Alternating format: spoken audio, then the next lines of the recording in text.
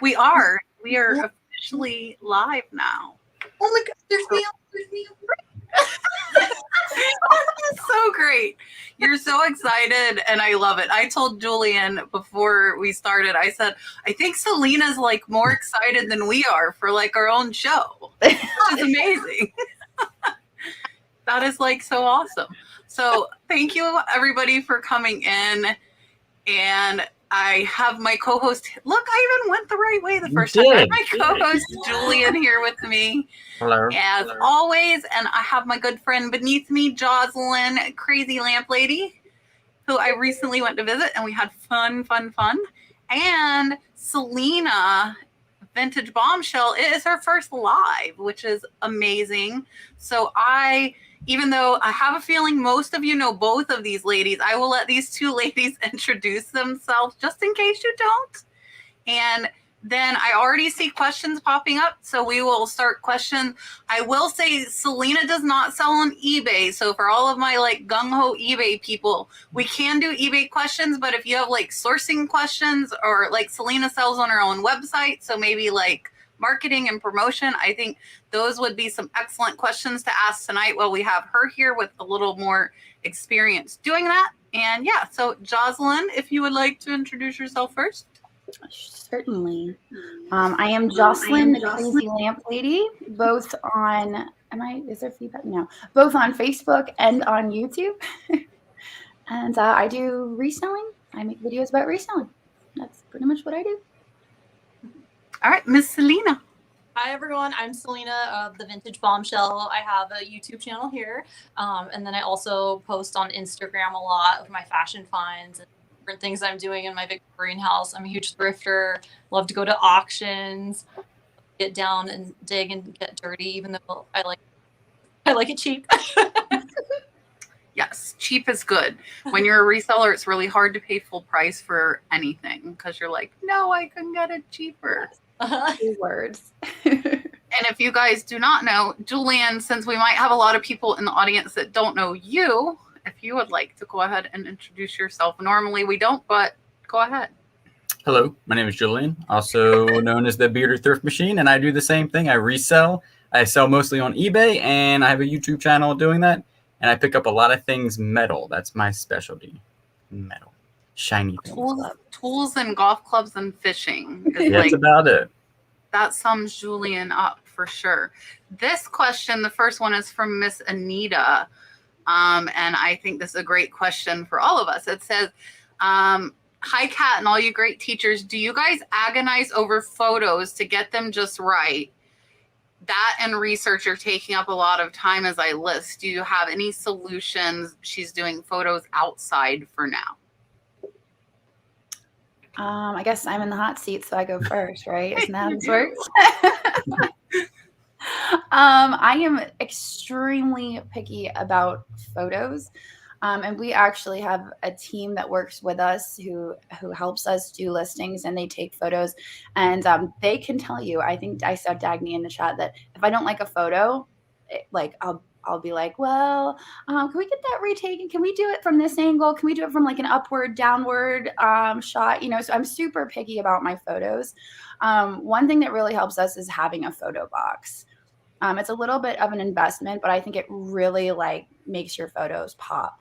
And we have one with lighting that can adjust to the top of the box and the side of the box, and you can slide it forward and backwards. So that's really been a great thing for us to find that box, because before it was just on the top and it would create a glare.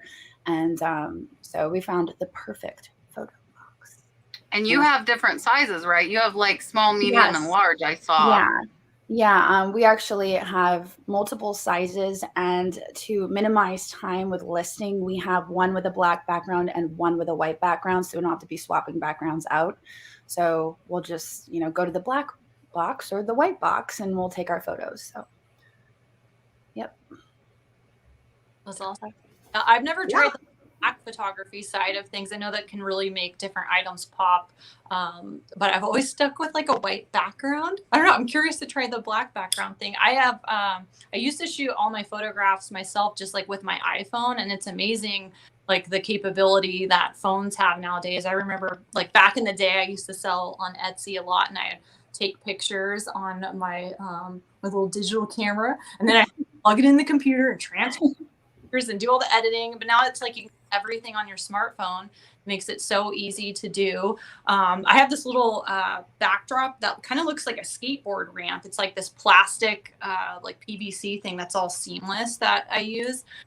So this year was really exciting for me because I finally got like a professional photographer to help me on that end. So, but you can do everything like on an iPhone too. It just takes some time to edit and that patience, you know, but having someone that really knows what they're doing helps a lot too.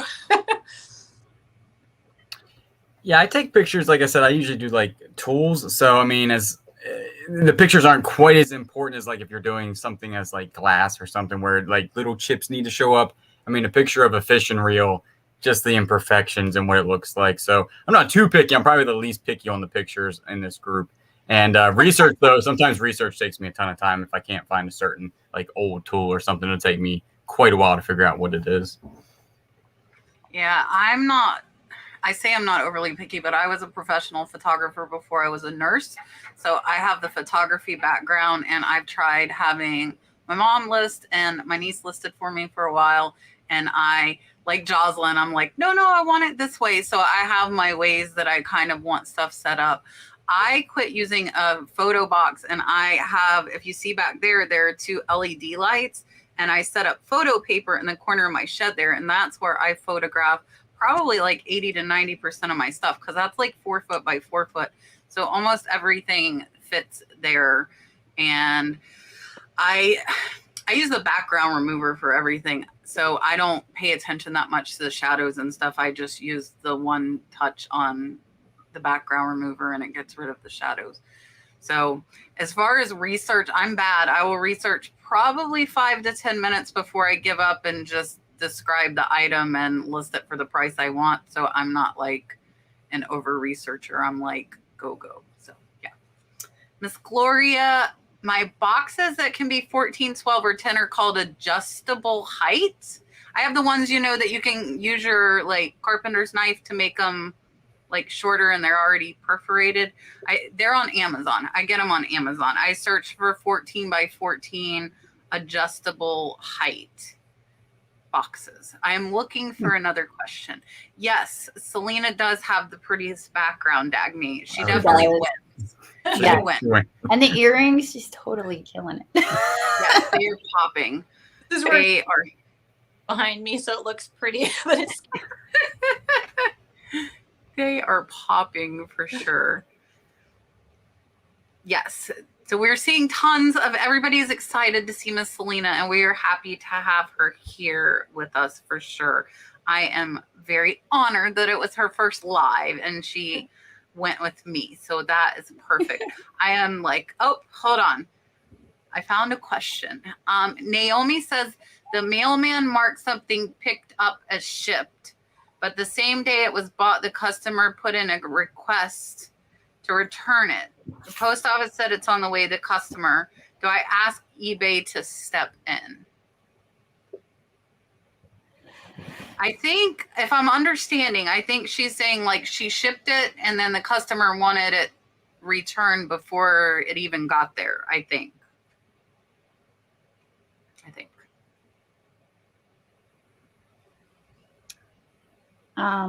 Oh, so I guess I should answer this too. I've got a train going by, so I'm like, should I mute it? Should I just let the train go by? Just let the train go by. We don't mind. I know, but I know everyone's used to Jocelyn's train, right? Yes. We have had this happen before, and as long as you can show that it's in transit, you're fine. I would just suggest to the buyer that if they want, they can return to sender. Return to sender. And then when you receive it back, you can refund them their money because then you have it back. That makes sense. There's the train. Wait for it. You really can't. It's very loud. Yeah, Dalton loved the trains when he was there. Selena, have you ever had that happen? Like, just not necessarily on eBay, but when you sell that they want to return before they get it? I haven't had that happen. No. I've had some problems with the post office breaking things before, and I've been really unsuccessful at getting them to actually like pay for their problem. Yeah. I usually just fire, and it comes out of my pocket, even though they may have kicked it around the back room or whatever they do over there. Yeah. I'm going to say exactly what Jocelyn said, that basically, I think that maybe you can do, if it's going far, can't you like intercept it and have them send it back wherever it gets But scanned I think next? it costs. Like, Yeah, I think it there's costs something money, and to I wouldn't that, want to pay so- that. I would do exactly what Jocelyn said. I would say, well, when you get it, please send it back to me. And then when I get it back, I'll give you a refund. Yeah, and if they put return to sender and don't open it, the post office will bring it back to you without them having to pay or you having to pay return. I wouldn't ask eBay to step in at this point, because the funny thing is, if they ask for a return, they have to have that item to return it. So even if you said, okay, return it, they don't have it. So they would have to wait for it to get there until they could return it. But I would ask them to return to sender, so neither of you are paying the return fee. Opie wants to know, Jocelyn, how do you keep track of your inventory, and what do you keep track of besides the exact item? Well, Kat has been to our warehouse, and she has seen my organization and my tracking system. And I'm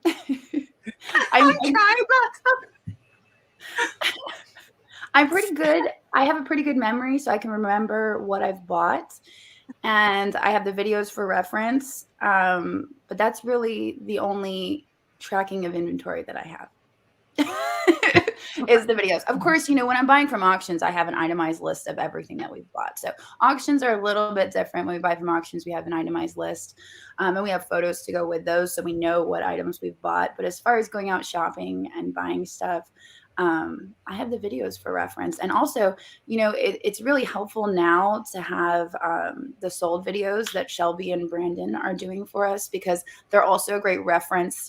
Here's the item I bought in the video, here's what it sold for. So that actually helps us track, okay, this is what we bought, this is what it sold for. So that's been really helpful. Beyond just being able to share it with all of our viewers and showing, here's what it sold for, we're able to track, okay, this is what we're doing and whatnot. So That makes sense. Really good to hear you say that, because I need organization help too. I thought you guys were all pro. Your little first to scan your inventory and stuff. My garage is a mess too, honey. Hey, I just got shelves, so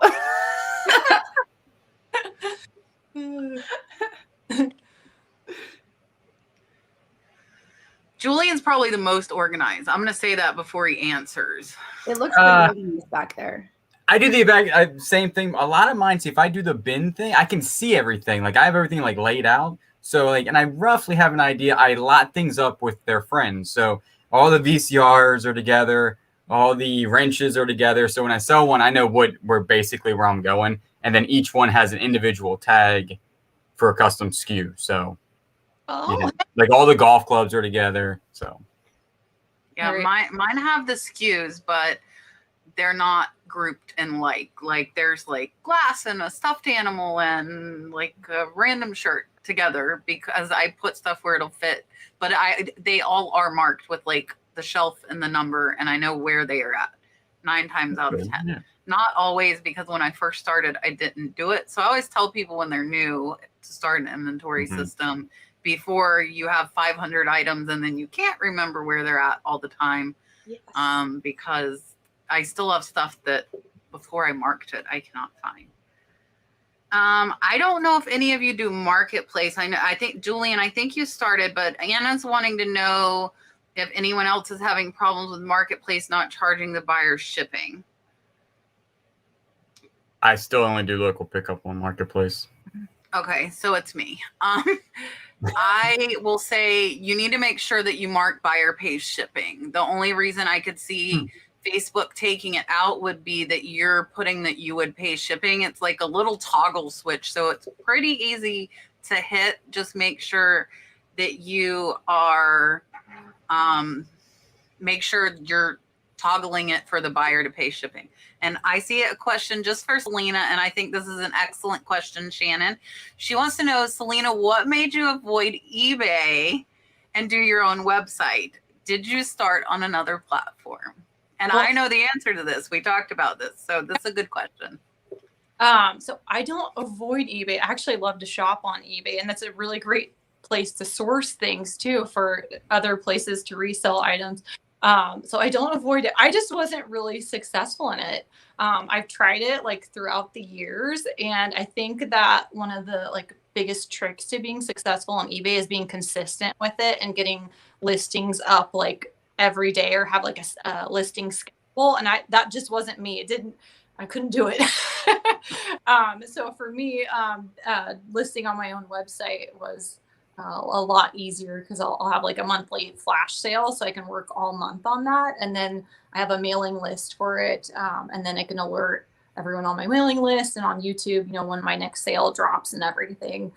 So yeah. And plus, like for me, I guess like for having my own website was really fun for me, because I love to kind of create like an experience, and I love to kind of put my own branding on things.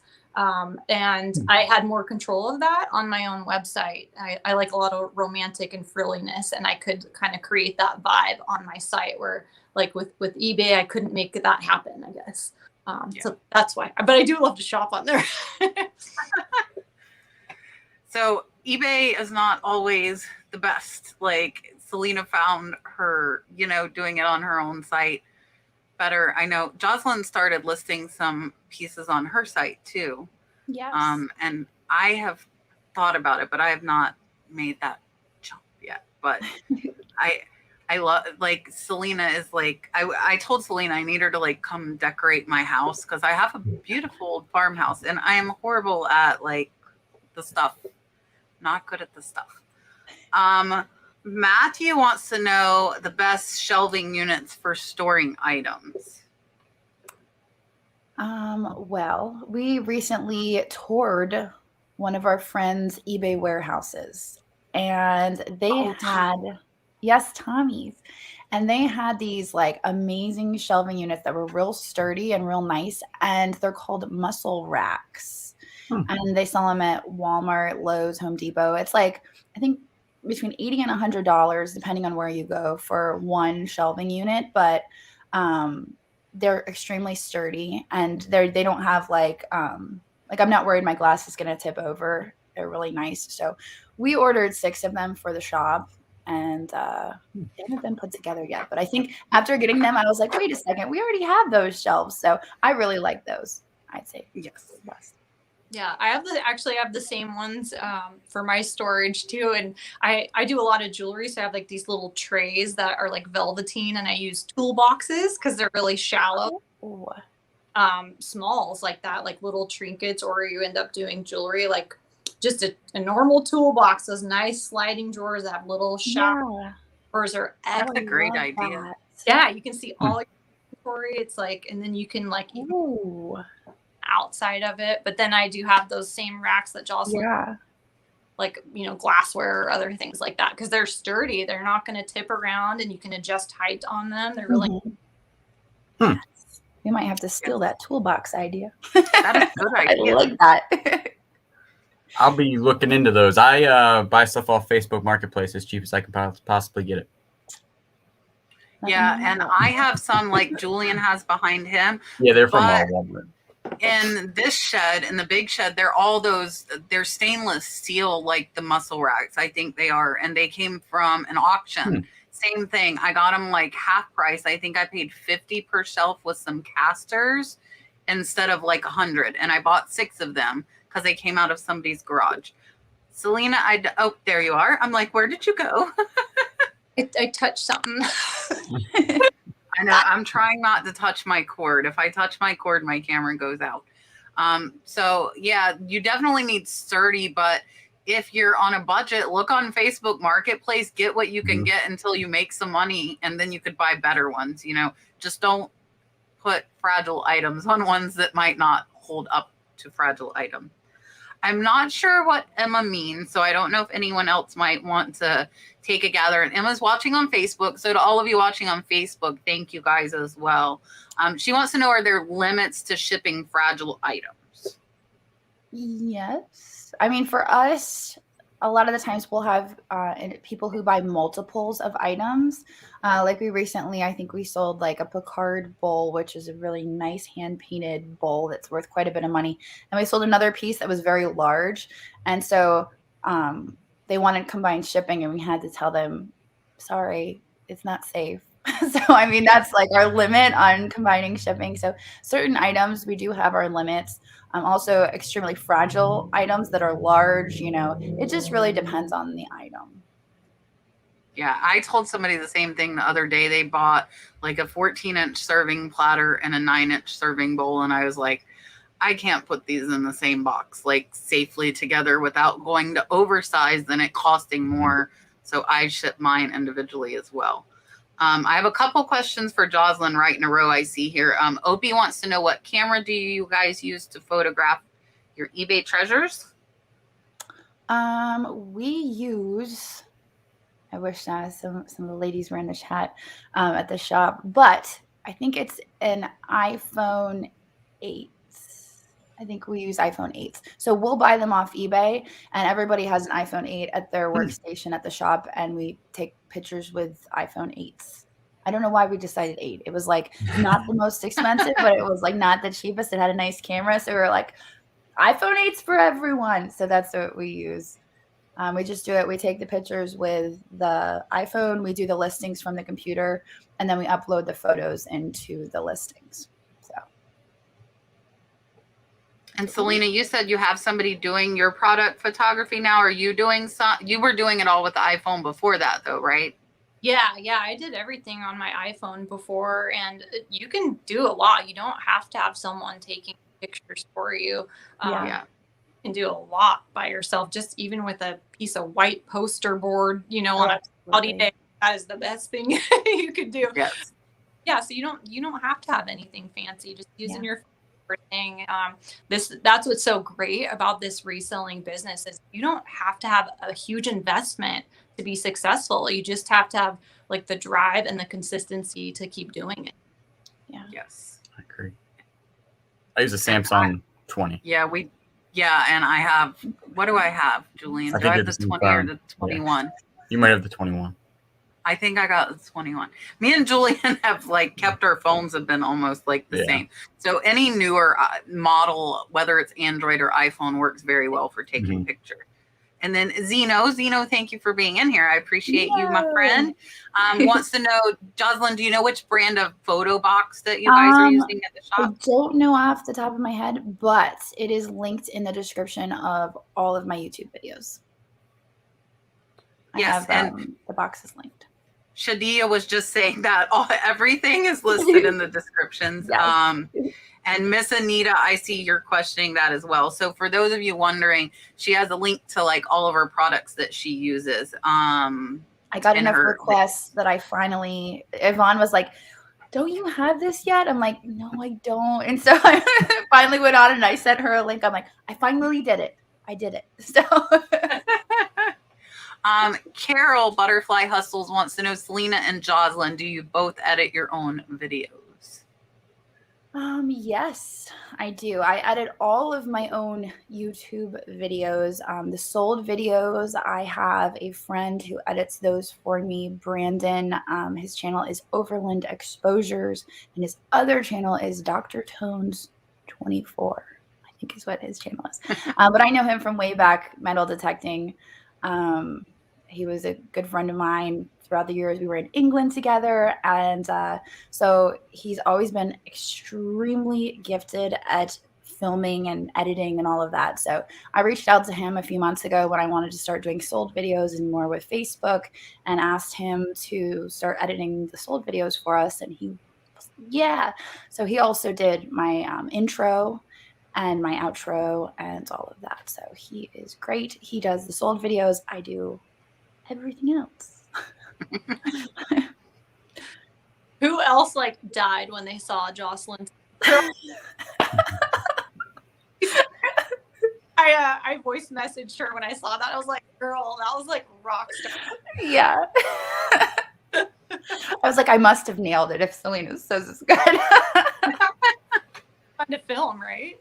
It was a lot of fun to film. It was so funny with the champagne though, that one scene where I'm on the couch. I'm like, I couldn't like, I was trying to figure out what are you trying to accomplish here? Because it just seems such a weird setup to me. But when you put it all together, it was amazing. But I was like, this is really weird, but okay, I'll go with it, you know, like here I am fake drinking some champagne. So awesome though. Yeah, I edit most of my videos, but I just started getting an editor this past year just because I've been trying to, as you know, like spin many hats in the air. You guys all do that too, you know, and it becomes a lot, you know, and that you need to start adding people to your team to help you keep going. Yeah, editor this year, but a lot of my like really personal videos, like my vlogs and like the cinematic stuff, I like to edit, and especially like my promo kind of stuff for my sales. I do like a little mini promo reel of what's coming to my sale each month, and it's like a 1 minute like little teaser, and I love to put like music next to it and make it like all dreamy. And I would always think that like my dream job, like if I could choose a different job than like a music, I don't even know what the right word is, but it's like the music editor for videos, I guess, you know, to be able to put like the cinematic stuff behind movies and commercials and stuff. There's something like so magical about that really like creates the whole mood for someone watching. I think I love that part. Well, your music always matches up so well with your videos, so I could totally see that. Thanks. Yes, for sure.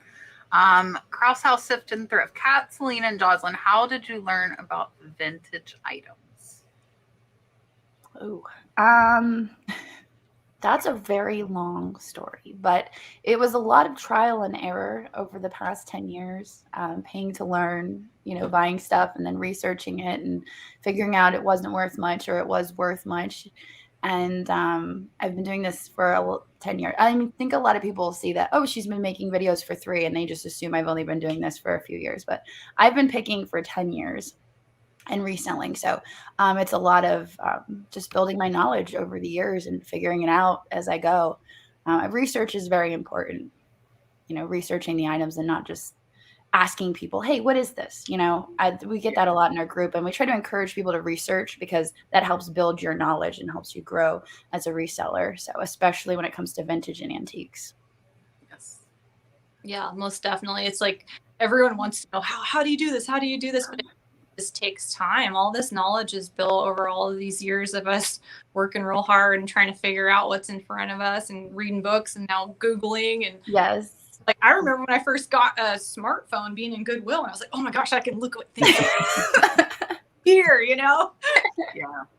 But I grew up going to garage sales and auctions with my mom when I was little, so it was like always something that I've just done since I was a little kid. And then growing up, I was like, you know, I wonder if I can start like making money off of this. So I started selling things on Craigslist. I would refinish furniture, you know, in my garage and stuff, so I could make a little side cash and find like these cruddy old dressers at auctions. And I would spend like 27 hours trying to refinish a dress. You know, I'd sell for $50. It wasn't really exciting, you know, and it kind of develops over time. But I think as far as like learning, some of the best places that you can learn, I believe, are at antique malls or even at auctions.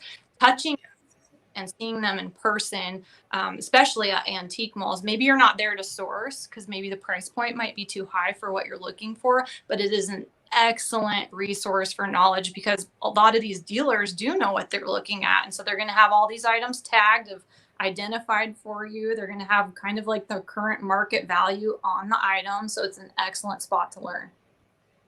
Yes. And that's what I was going to say. Like, watching like other YouTubers, what they're picking up, what they're selling. So like both of these ladies do it.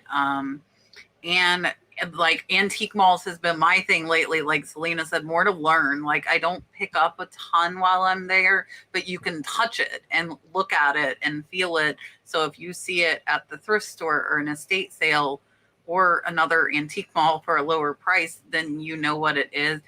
Like I said, I don't over research and I don't ask people. I tend to list a lot of stuff with descriptions versus spending hours and hours researching. But if stuff is named, I do like researching like the company and looking at the other pieces that they have, especially like pottery. If I love pottery pieces or sculptures, then I want to see like what else they have. And I tend to look at what sells high. I want to know what those higher value items are so that I have that in my head for when I'm outsourcing to remember. So I have started getting some books. I know Jocelyn has 5 million books, but I've started getting some books to look at. And when you're researching too, you'll see other brands and other items that sell high. And I like to look at those. Like if I just search like a generic, like blue drip glaze vase, I'm going to look at the higher ones and the brands and the styles that are selling for higher money too. And then I learn those. I'm going to let Jocelyn answer this, because I don't know the answer to this. Is there an answer to this? It has taken me a while to. Oh, look, it's just us. It's just us.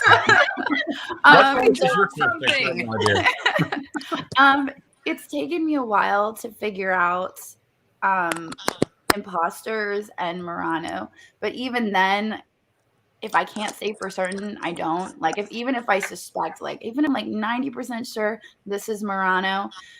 If there's any doubt in my mind, we list it as art glass. But after holding a lot of real Murano, you kind of just, you get the eye for it, you get the feel for it, and you can tell, if that makes sense. But there are times where like today we had a glass bowl and Tim was listing it and he was like, is this Murano? And I looked at it and I'm like, I don't know. So let's just list it as art glass, So that's, we don't want to put Murano unless we know for certain. So it does take learning it and seeing it and holding it to know. Makes sense. Dave says a slow point for them is finding the correct box to ship. And they have all of the free USPS boxes, but ship large items FedEx, and they want to know the weight and size first. Any thoughts on like knowing the proper box size and weight with larger items? Any tips you can give?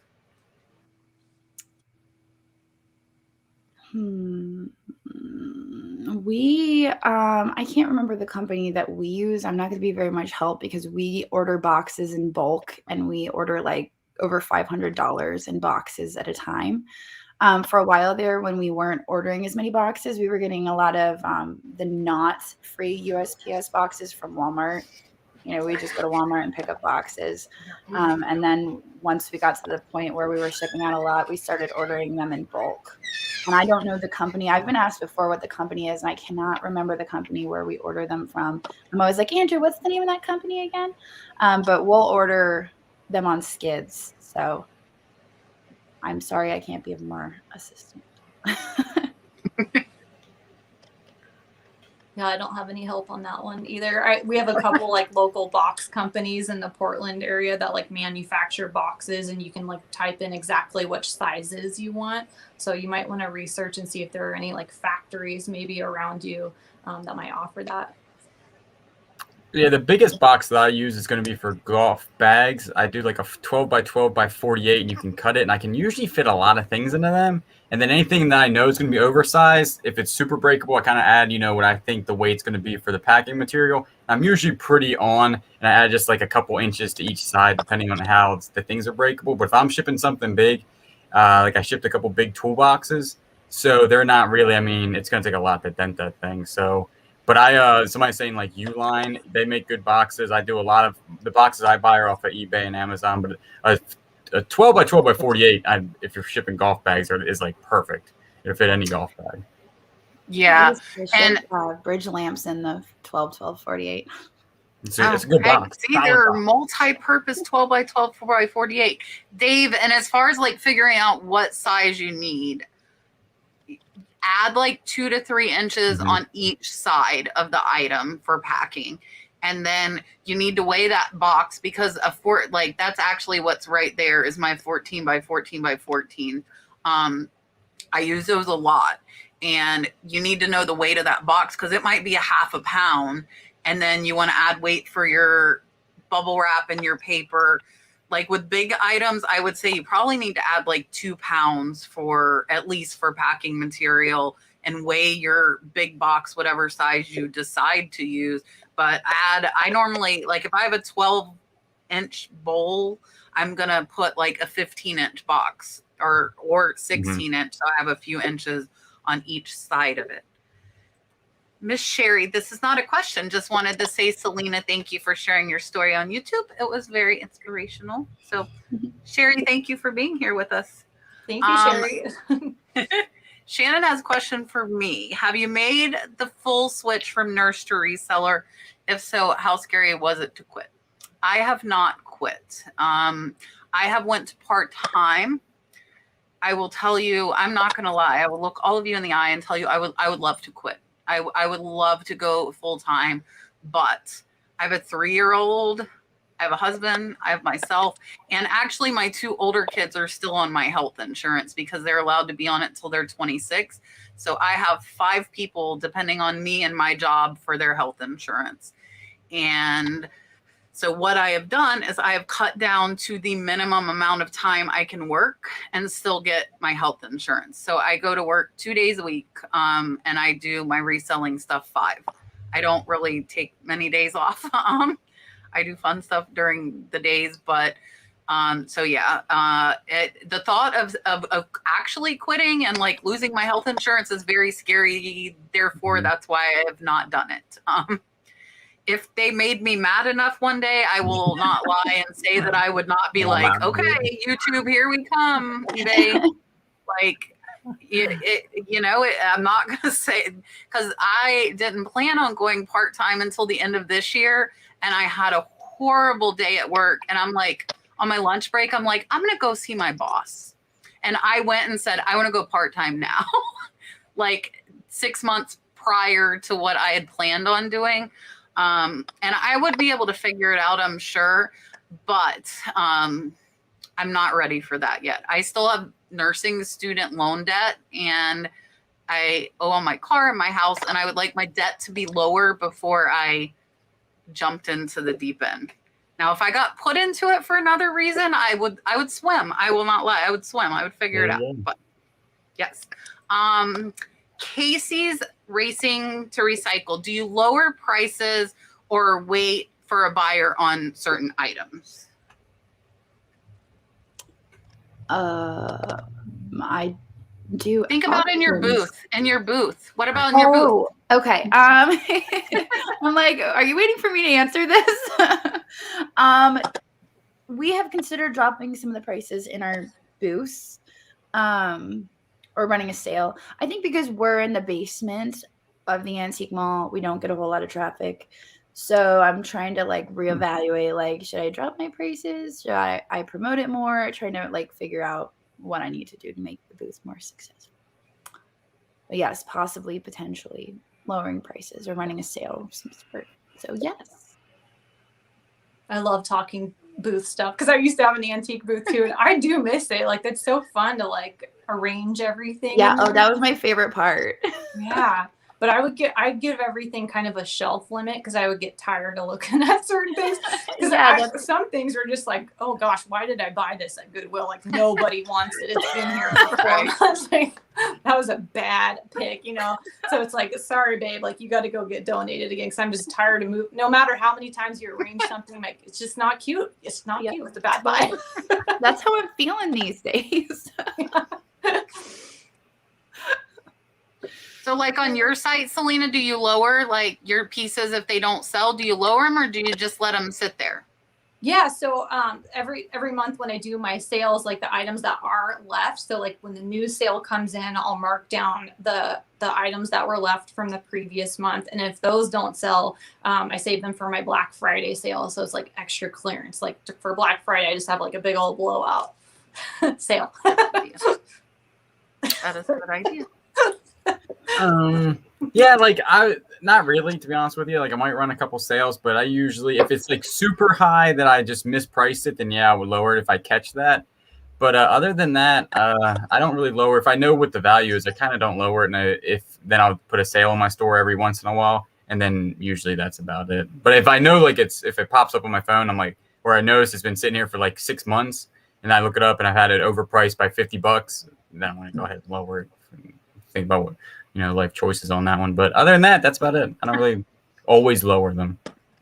Yeah, and my answer is the same as Julian. It's not a typical thing that I do.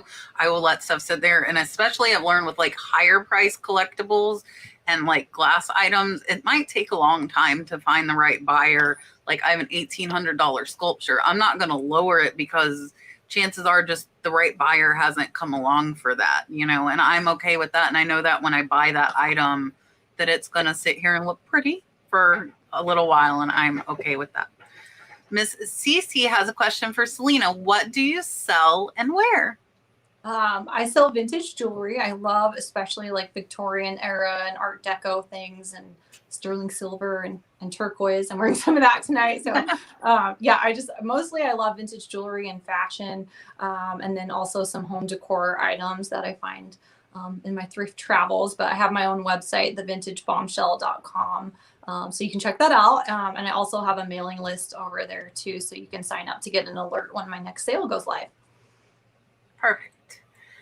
Robin wants to know, and this is kind of a confusing question. I'll let everybody answer as best they can as to how long it takes to edit videos.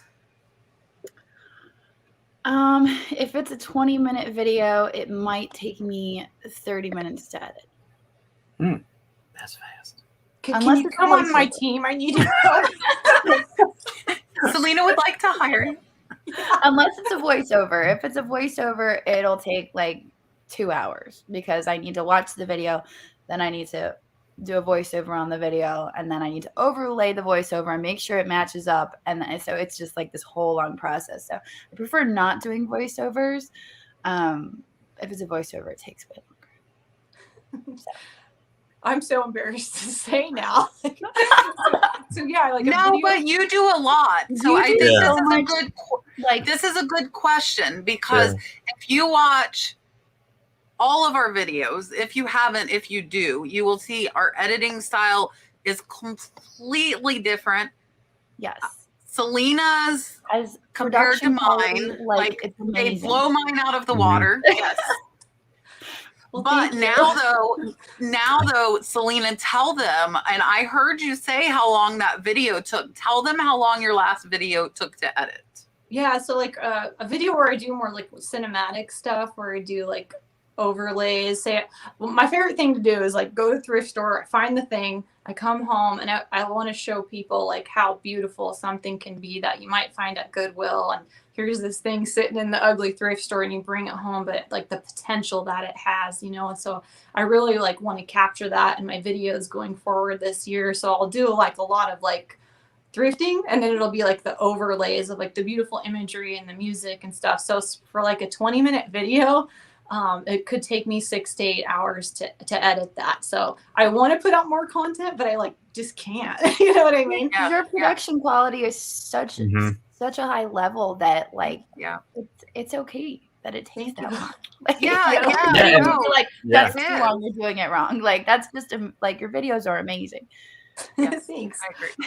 And that's good for people to hear because it really does take that long. Like if that's what you're doing and you have like different inlays coming in and you're putting music to it, it takes a very long time to get that exactly right. Me, if I'm doing a what's sold, I'm sitting here talking to the camera, it's 45 minutes from start to finish. Like that's with editing, that's with everything. If it's like a vlog style, if I'm out yard sailing, I have so many videos for my yard sales. I might go to 25 yard sales. Well, I'm only going to use 10 minutes, 12 minutes of video. So I have to burn through, remember where I picked things up. So it takes a while. I mean, a couple hours at least to go through video. Yeah. And Julian, back with what you just said, Kat and I were talking about this earlier, but everyone thinks like when you go thrifting or garage selling, like just buying all this awesome stuff. Look at all this cool stuff we found. We don't show you when it's a dud day. Yeah, oh, yeah. On that. Yeah. It's kind of boring. Just me walking around going, this is terrible. That was my day this morning. And like, that's what I'm like. I found like a few things. So I might make 2 stores into one when I like to typically do one, but I didn't. I'm like, I found like nothing. I feel like nothing. And I'm like, I have my new GoPro 10. I'm all excited. I go to the thrift store and there's nothing there. I'm like, what is wrong with this? Like, okay, here's my nice new camera with me finding nothing. So yeah. So for me, same thing. Like my what solds are obviously the easiest for me to edit because I talk and I might just cut out pauses. But I need to sell a bunch of stuff before I can make what sold video. And then the thrifting, if I can talk in the store and not have to do a voiceover, probably takes me an hour and a half. A voiceover could take up to like 2 to 3 hours because I might have to cut. I'm cutting down like an hour and a half to 2 hours of footage into like 25 to 30 minutes. So I have to do that first, and then I have to go back and do the voiceover as well. So those take a lot longer. So it varies. It varies depending, like I said, Selena's are very cinematic, and I don't even begin to know how to do that stuff. And I would probably pick the wrong music, and that's just not me. And I love watching her videos.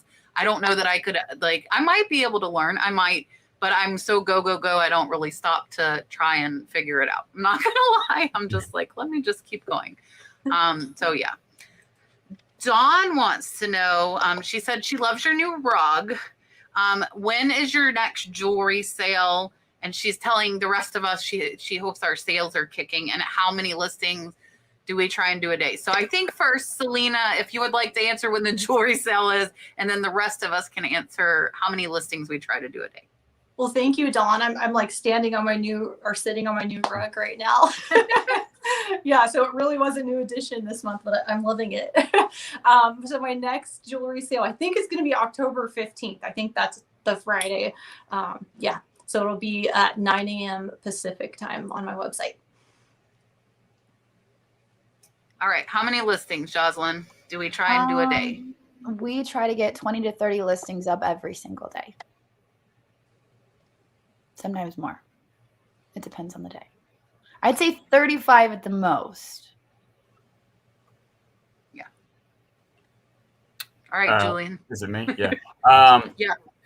I like to do like 20 to 25 is pretty good. That's an average because some days I do 5 to 7 if I got to go out and get stuff. Or it can be as high as 50 in one day, depending what I'm doing. But a good average for me is definitely 20 to 25. And 50 is like tools, like wrenches. Like I'm just, and just, very easy. Fast, easy stuff. Yeah, 2 pictures. I've been doing like 10. My average has went down. I used to do 30, then it was 20, and now it's 10, just because I have so much other stuff going on. But they're more quality listings. Like if it's lower price stuff, I'm going to try and do more like 30. But if I have some higher priced items in there, I'm okay with doing 10. So I've been averaging like 10 a day. Yvonne wants to know if we communicate about thrifting regularly with each other. We communicate occasionally, I don't know. Is it regularly? I mean, we do. We talk. Not like, I don't feel like it's like overly regular, but I get like, if I get excited about stuff, like depending on what it is, like I might message Jocelyn and be like, look, like this was $5. Do you see this? And like, but if I find cool golf clubs, I message Julian. I'm like, Julian, do you see this? Give me some of them golf clubs. Yeah. And he's like, message Selena. Selena will message me. So yeah. So I don't know about regular, but I would say half regular. I feel like, like I had all my jewelry and I messaged both of them, Jocelyn and Selena. I'm like, look at this lot, like because it was going so high. I'm like, help me. We'd probably be a bad influence. We're like, do it. Definitely buy it. What's wrong with you? Yeah. Just keep bidding. Okay. I don't even remember if I responded to your message. You did not. Oh, I started. I think I was at the Goodwill and I'm like, blah, blah, blah, blah. Oh, look at I that. don't think You know? Look at that bird. No, it's okay. That's exactly what happened. That lot went like over $550, and I was just like, no. But I won 15 lots, so I did one. I can speak. I did win 15 lots, but I think until I do jewelry a little bit more, a $500 lot might be out of my wheelhouse. Unless if I see pieces I know that I can identify that I know will go that high, I am okay bidding. I'm okay paying up. But in that lot, there weren't even that many items, but it was gold. There were several gold pieces, and that's what like threw that into the mix. Are you gonna do an unboxing when you get it all and like dig so we can see? I think so. I'm still working on the haul from up in Pennsylvania. I'm still trying. I think I'm on the last. Actually, look, that's the last banana box right there, holding up my picture, covering my trash can. Listen, Brad, that's why I muted my and hid my camera. Brad came in here to tell me, he's like, oh, that looks good. Because he watched it in the house and he came to see how I set that up behind me. That's cute. I'm like, okay. I highlighted the ATL Flipper here because he is our guest next week, along with my YouTube BFF Dale, Flippin' Fiasco. So that will be our two guests next week. So thank you for coming in. We appreciate it. I am, here. And this is funny because I think me and Julian discussed this last week. So I wanna know you ladies' answer. This is a funny answer for me and Julian. Do most resellers have a private Instagram account plus their business account? I do not. I mean, I have a private account, but it's not private. It's just like my name. It's like Jocelyn, and then the other one's Crazy Lamp Lady. So like, but on my personal one, I just post like, here's my birds or here's my kids, and I haven't posted on it for a very long time. So I mostly just use Instagram for business. So I don't really do a bunch of posting otherwise. So yeah, I kind of mix. I share a lot of personal things on my YouTube channel and on Instagram, mixed kind of with business. So I just have the one, and most people, like in my real life, they don't really care what I'm doing. So my husband's so glad that I have a YouTube channel, because before this, like, I would haul to him. I'd be like, look at all this crap I got at the garage sale. And he'd have to go, wow, neat. Let me do a haul for you. That is funny. Yeah, I didn't even know there was a business account on Instagram. I have two. Like, I have like my personal one, I guess, and then Bearded Thrift Machine, but I don't post. Kind of same thing as Selena. None of my friends care. Like, yeah, you picked up this for like $2. I was like, yeah, I can flip it for 20. They're like, cool. That's nice. Yeah. And I'm the same way. And I had to start. I posted our pictures from Pennsylvania because I realized, like, when I started my YouTube channel, I like quit posting all the cute pictures of Dalton, like, and I'm like, oh, like, you know, from like 1 to 2.5 years, there are not very many posts of me, because I'm like, he's on the YouTube and he's on the videos and people see it, but I don't know. And they're the same. They're, as far as flipping, most of the general population is like, okay, like, that's nice. Yeah. So yeah. Harley, as far as I have seen, and I looked pretty close, the tree limb did not damage the shed. I ended my video yesterday.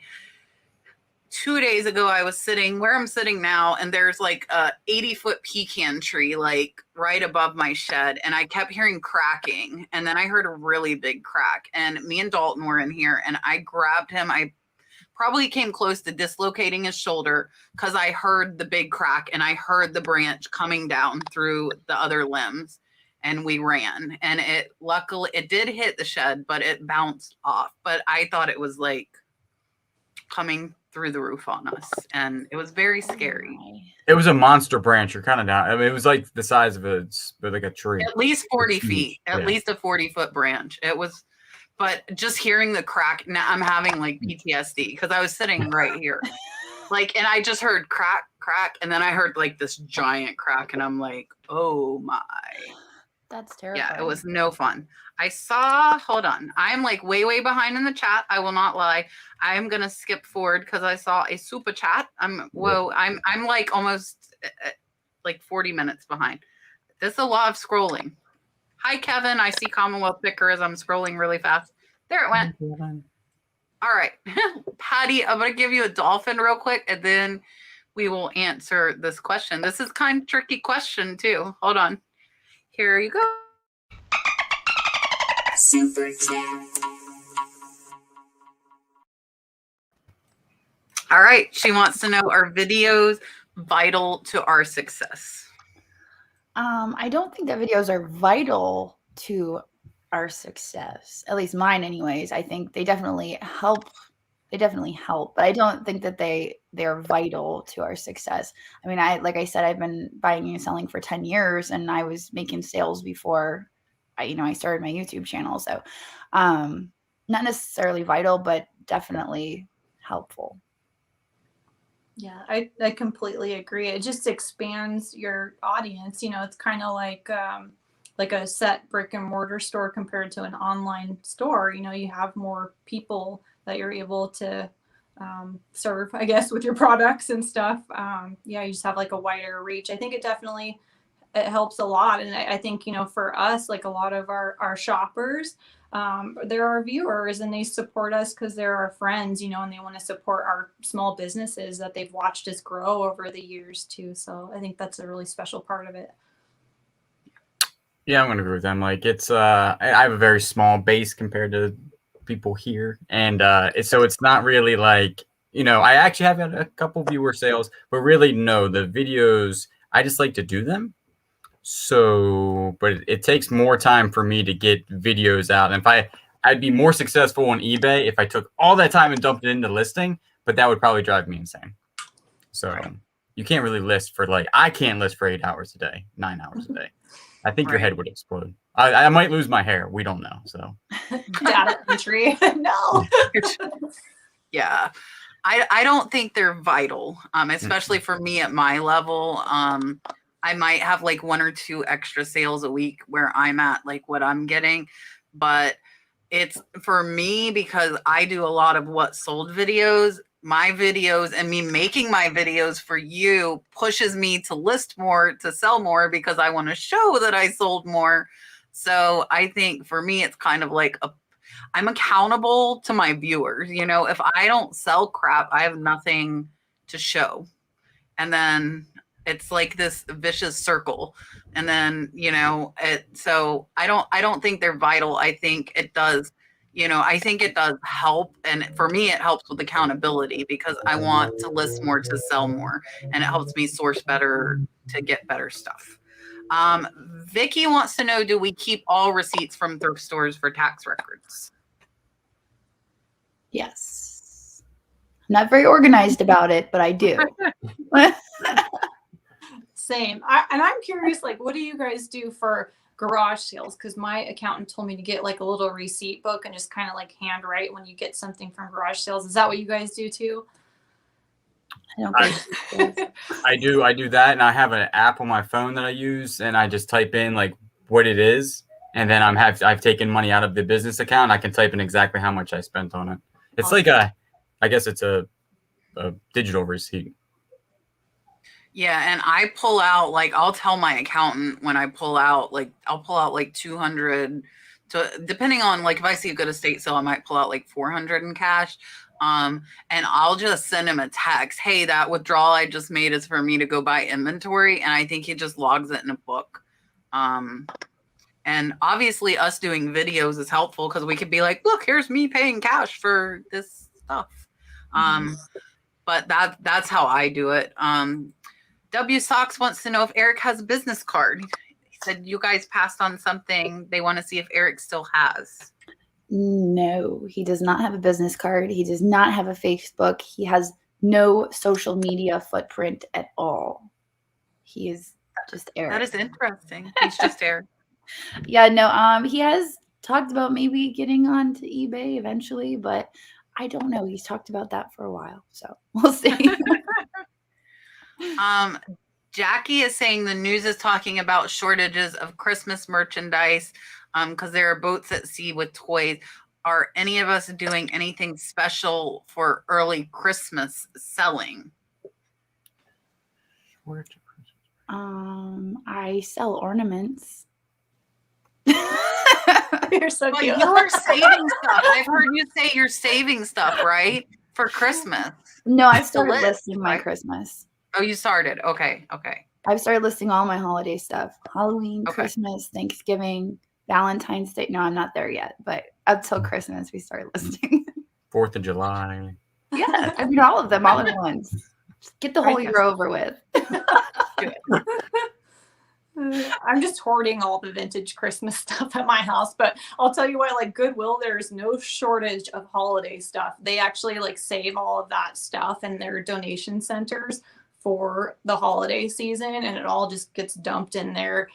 Probably even this time of year, I already like our local Goodwill already has a Christmas aisle in it. So if you're looking to source some cool vintage Christmas stuff, like start looking now. Absolutely. Yes. I just bought a ton of Christmas stuff, like way a lot. So I'm going to be listing that in the next 10 days.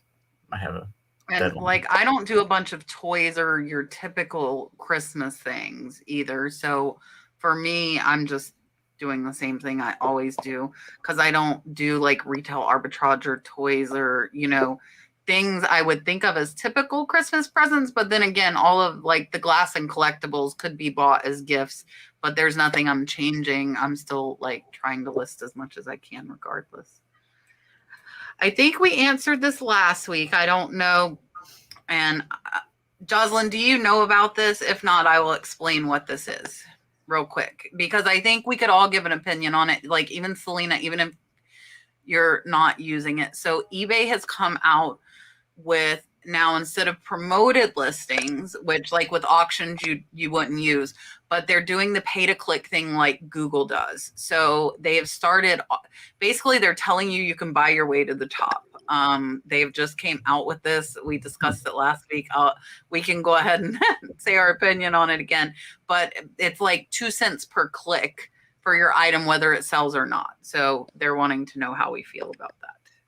I'm not really understanding. So I guess you pay to make it go higher in the search results? But every time someone clicks on it, you're paying like 2 cents or whatever the click rate is, whether they buy that item or not.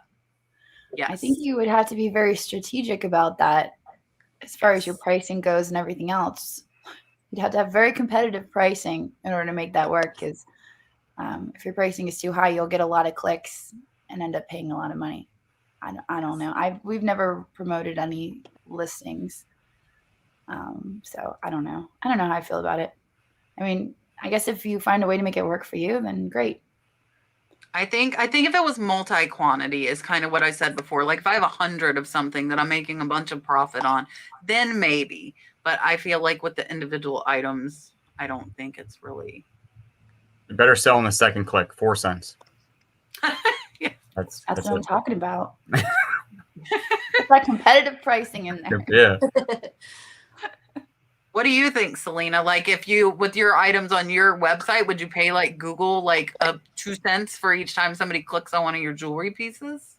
Well, I use Squarespace for my website, and what's neat about that for me is they have like this back end thing of like SEO stuff, and when you get into like marketing and geeking out and then stuff on your pictures and websites, you can get into like the SEO searches. So basically that when people are Googling something, if they're a collector and they're looking for this Murano glassware or this like, designer ring or whatever, and they're Googling, if you have the keywords on your photo and within your listing under this back end like SEO thing, it will pop up within the Google searches. So like for me, I wouldn't have to pay an extra charge in that if I do that like on my own back end editing on my website. It's a little more extra steps for that. But that's kind of how that part of it works. But as far as eBay goes, I think like if you're just taking really bomb pictures, you're using an excellent description and title, like get wordy with your description, because those are the things that are going to pop up when people are searching on eBay, or all those things that you put in. I know like you just want to be quick and get in many listings. They don't do descriptions. That's why I I'm don't do a laughing. Description. Yeah. I don't. They don't do, it's Not just much on I do writing. descriptions. They don't do descriptions. But that's why I love this. But we're all successful. We're doing it our own way. Yeah. Like you don't have to all do it the Absolutely. same way. I'm very And that poetic. happens. I like to talk. Yeah. That happens so much though. It'll be like 50-50 on the panel, or me and Julian are opposite sometimes too, like on what we do, but it works. Like you have to find like what works for you. Totally. Christine wants to know, how did we break into the businesses that we have? Like what started it? I don't know if we can sum it up. Oh, well, I mean, about 10 years ago, my dad brought home a lamp from a garage sale and he paid $5 for it and told me it would sell for $70 on eBay. And that was just like, that was the beginning. And I was like, wait, what? You mean you can sell this and make money on it? And then so I started going to garage sales and stuff like that. And my business, those who have been with my channel for a while have seen my business continue to grow and build. But I mean, I started out part-time and just continued to do more. Like my early videos, I'm like, I'm only doing this part-time. I'm only a part-time reseller. I'm not a full-time reseller, you know, and then things just continued to escalate. So I don't know if that answers the question. That's how I broke into it. Yeah, I I think that does. Yeah. Yeah, I've been doing this a long time too, probably 10 years, same here. I was working at a job that I didn't like, but I always loved vintage and going to Goodwill and thrifting. And back in the day, I used to work at a bank and we had to be like very professional and wear suits and blazers and stuff, but I couldn't afford to go to the mall and go buy all these like fancy work attire. So I would go to Goodwill and I would find it there. And then I started finding some like really neat things that I found out were valuable. So on my lunch break, I would like, you know, bomb off to the post office and mail these things that I sold on my Etsy site. And I was like, wow, you know, what if someday I could make my car payment? That would be so exciting if I could just make my car payment. And it finally happened and it started staying consistent. You know, the harder I would work, I'd get off work at my bank job and I'd come home and list things on Etsy and, you know, stay up late answering people's questions. And you just get in that grind of working real hard. And I'm a firm believer that you get what you put into all aspects in life. So yeah, this business is very much that. Everyone here is like a hard worker, you know, and we're all doing different things, but we've all worked really hard to get here, and it doesn't happen overnight. Some people it does, I guess, if you're lucky, but it really does take years to learn this stuff, you know, and work towards it. But so that's how I kind of got started into it, and then I was like, man, I really want to get out of my job, you know. I'd rather go to garage sales than like be at my 9 to 5, you know. And so staying on that grind of, you know, listing late at night, shipping on my lunch break and stuff, eventually it transitioned into my full-time job and it replaced that income. My husband was also excited too, so instead of me hoarding all this stuff from garage sales, he's like, yeah, you're finally selling this stuff. Get rid of it. Mine started like 2.5 years ago. My girlfriend was like, hey, you can flip things from Goodwill. And it all started with a teapot. And I didn't hate my job, but I was just done with it in that line of work. So I was like, I'm done with this. Been in it for 10 years. And if you follow me around, I don't have children, or it's just me in the house and I have a paid off car. And I was like, I don't need that much money in life. And I was like, I'm done with this job. This teapot just made me like $25. I did it for like 6 months and I was like, I can scale this. I'm done. And just walked in one day and was like, boys, I'm out. And I gave my 2 weeks notice and I had some cash in my pocket. And I was like, I'm scaling this thing big. And I've been working ever since. Yeah. That's awesome. Yeah, and I've been flipping off and on since like the 90s, since eBay was money orders and checks and people sent cash in the mail. When I was a stay-at-home mom with my 22-year-old, and there was like a little plant nursery next to it, and he had like all these little rose bushes, like little tiny, and I'm like, huh. And I looked on eBay, and sure enough, those little rose bushes that he sold for $2 sold for $10 on eBay. And I started selling rose bushes on eBay when I was home with my 22-year-old, who was then a baby, and started making money that way. So I have off and on throughout the last 20 years sold on eBay. And this time when I had Dalton, my 3-year-old, I started over. I have a 17-year gap between my kids. And I said, I want to be home with him. I want to spend more time with him. And for the last 2 years, I just reinvested everything because I was still working full-time nursing. I didn't need the money. Who are you telling? Everybody, I'm going to get more coffee. I'll be back. I thought somebody was watching you and you're like, hello, I need coffee. Ding ding ding. Can you fill this up, please? So I reinvested everything. I bought this shed. I bought another shed. I put all the money back into the business. I've just recently started like paying myself, and then I was able to go to 2 days a week. And I hope within like another couple of years that I will be able to only do this and maybe go like once a month to go nursing and keep my license active. But yeah, let's see. We will answer this and let Jocelyn when she comes back. What is the most fun and the least fun about this business? Well, the most fun is finding the things. That is always the fun part, the treasure hunt of this. But for me, like the least fun part is probably like the sitting at the computer, like all the admin behind the scenes stuff is not very fun. And that actually takes more of your time than the fun part. Right. Definitely going out and buying stuff. That's, going, looking, buying. And it doesn't have to be like, I bought all this Christmas stuff. It was just a really good deal. And I was super excited. Like you can tell in the video, like I start to stutter. I'm like, yeah, you're going to give me all this for like this much money? I was like, I'm in. Like, give it all. So that's very exciting. But then like everything else is really not that fun, to be honest with you. No, I'm just kidding. Shipping's not bad. But yeah, there's a lot that goes into it that we don't really show, I guess, or I don't show. Is like I was on texting 2 people on eBay today trying to work out deals for like different shipping and stuff, and just answering questions back and forth. It's not bad, but it just takes up more time than you would think for some reason. Yeah. One was a post office issue, but that does take up time. Yeah, I would say the most fun, definitely, I agree, is finding things. And the least fun is probably, I like listing less than I like shipping. I have to make myself now if it's really fun stuff, yeah, but I pick up everything if I can make a profit because I need to hit that, profit margin that I need to run the business, and I can't find enough of what I really love to do that. So for me, that is like the hardest thing. Jocelyn's still getting coffee. I see questions for her. Oh, there, Jocelyn. We're putting you on the spot. Okay. What's the most fun and least fun about the business? Oh my gosh. I just got back. I literally sat down and hit go. Have a sip of coffee. Yeah. I think the most fun is obviously shopping. I mean, and I think for a lot of people that becomes the most fun to the point where they have too much stuff. The least fun is probably shipping, I would say. For me, it's always been shipping. But it's I said listing. I would rather ship than list. Really? I like listing. I think for me, yeah. And it took forever for me to relinquish shipping to Andrew.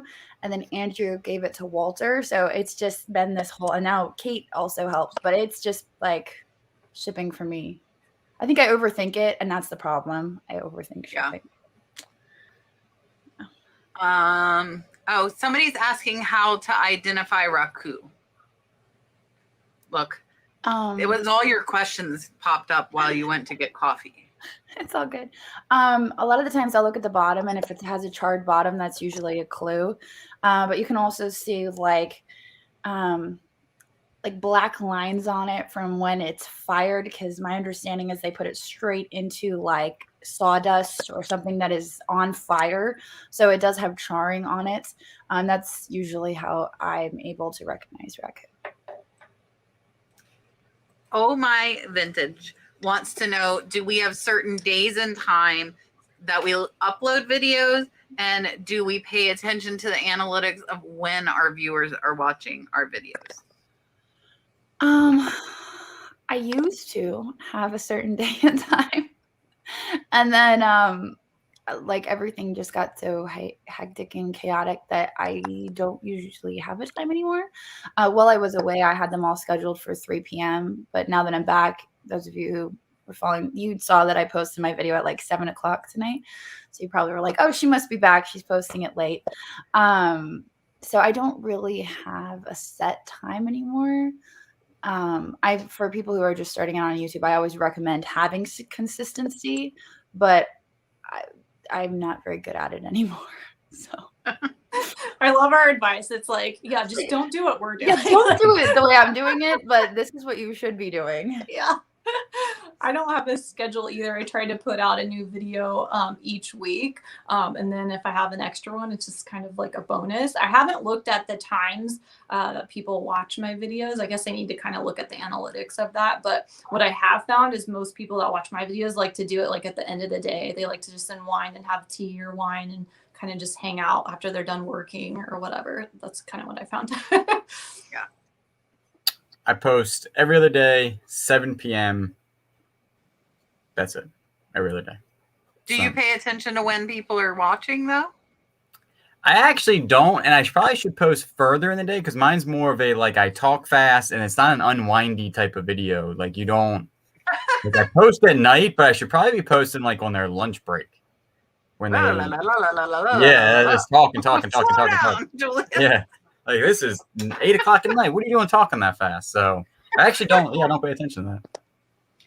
And I've started, I don't have a set time. I do know most of my viewers are on like 8 to 10 p.m. So I was posting in the morning because that was more convenient for me. And I've switched to posting in the evening because that's when YouTube says most of my viewers are active. So I do pay attention, and I've been doing daily videos. While I was in Pennsylvania, I was a crazy person, and they went out at midnight every night because we were going out to dinner, and then I would have to come back to the Airbnb and edit. And then by the time it uploaded, it was midnight. And my West Coast people, I'm sure, loved it because it was 8 there. So they're like, oh, they're all in the chat. But like my East Coast people are like, hello, like it's midnight. So I try and do between 8 and 10 every day is what I try and do. I'm going to answer Deborah's question real quick. And then I see a super chat, and then we will go back to questions. Just to make it clear, if you cross post on multiple platforms and you pull an item off eBay before it sells, you are not penalized. Now, if you do not pull it off and it sells and you cancel it, then you would be penalized. So as long as you end that's just like people are ending and selling similar to keep their accounts active, which is not something I do. But that would be the same thing. You're just ending your item.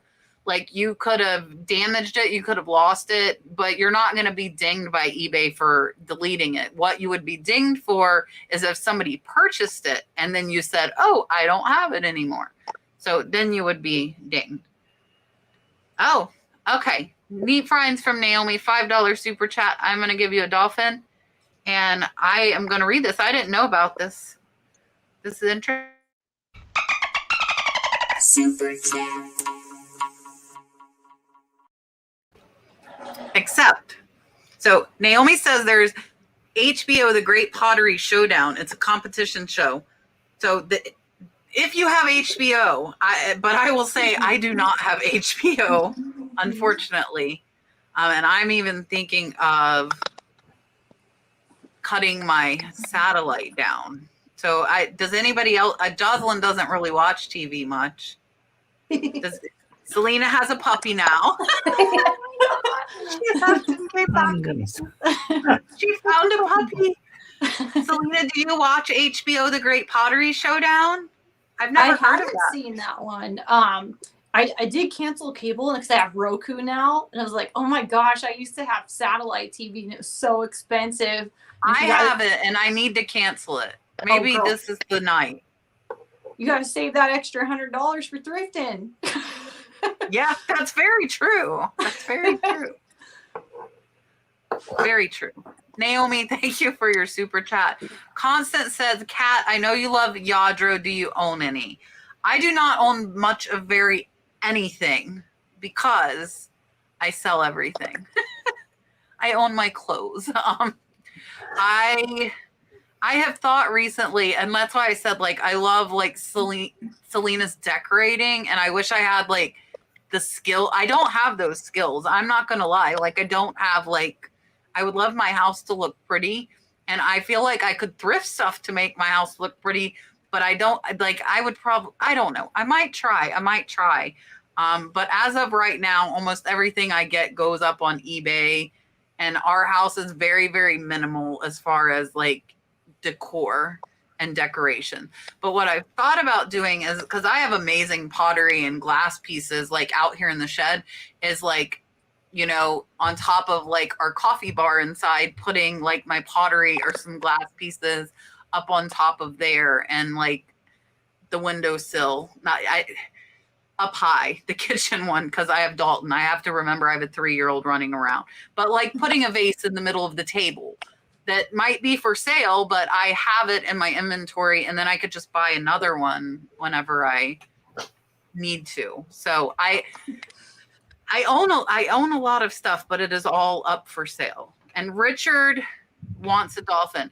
If I actually have this link already. I am going to drop this myself. I'm trying. I promise. It's not working. Dale, somebody, now I can't even see StreamYard. Somebody that is not Richard, please drop a link to Richard's YouTube channel. He just hit 500 subscribers, and he helps me so, so much in all of my lives and my premieres. I really do appreciate him. I met him up in Cincinnati in June. He is a great guy, and I am going to give Richard a dolphin, and then we will all answer Richard's question. Super chat. All right. Richard wants to know, what is the best thing you have sold that you wish you didn't sell? I think one thing that I sold that I regret selling was a Hager giraffe lamp. It was one of the things I sold when I first met Andrew, because I was trying to prove to him that I was good at reselling. So we went into an antique mall and I spotted it, and they had like, I think $120 on it. And at the time I didn't have a whole lot of money. So I had to convince him to give me the money to flip it. And he's like, why do you want this? It's not going to sell. And I'm like, oh no, it will. It'll sell. And so I found like a brick wall in there, and I took photos of it at the antique mall. And as he's checking out, I'm standing there listing it on eBay. And we drove down the road to Dunkin' Donuts, that as he's opening the door, cha-ching, it sold for $500. So I really regret selling that. It's so much so that I now have 3 giraffe lamps, but none of them are the same. They're not the same giraffe lamp, because this giraffe lamp, there's Hager giraffe lamps where the 2 giraffes are sitting, but this giraffe lamp, they were both standing. And it's one I've never seen again. But I collect Hager lamps, so I regret that. That's so funny. So you have them all lined up, and you're like, you're not good enough. You're not good enough. None of them are good enough. I regret selling this Chanel employee pin that it has, like this brooch with the, Richard won't think this is exciting, but girls might.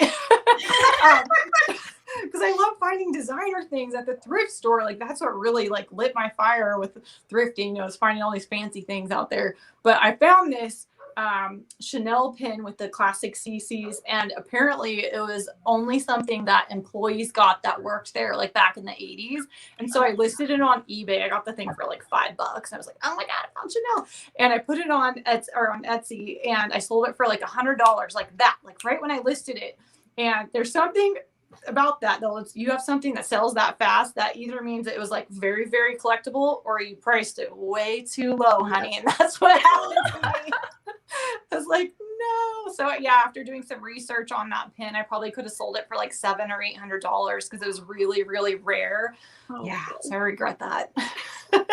But you made money. Yeah.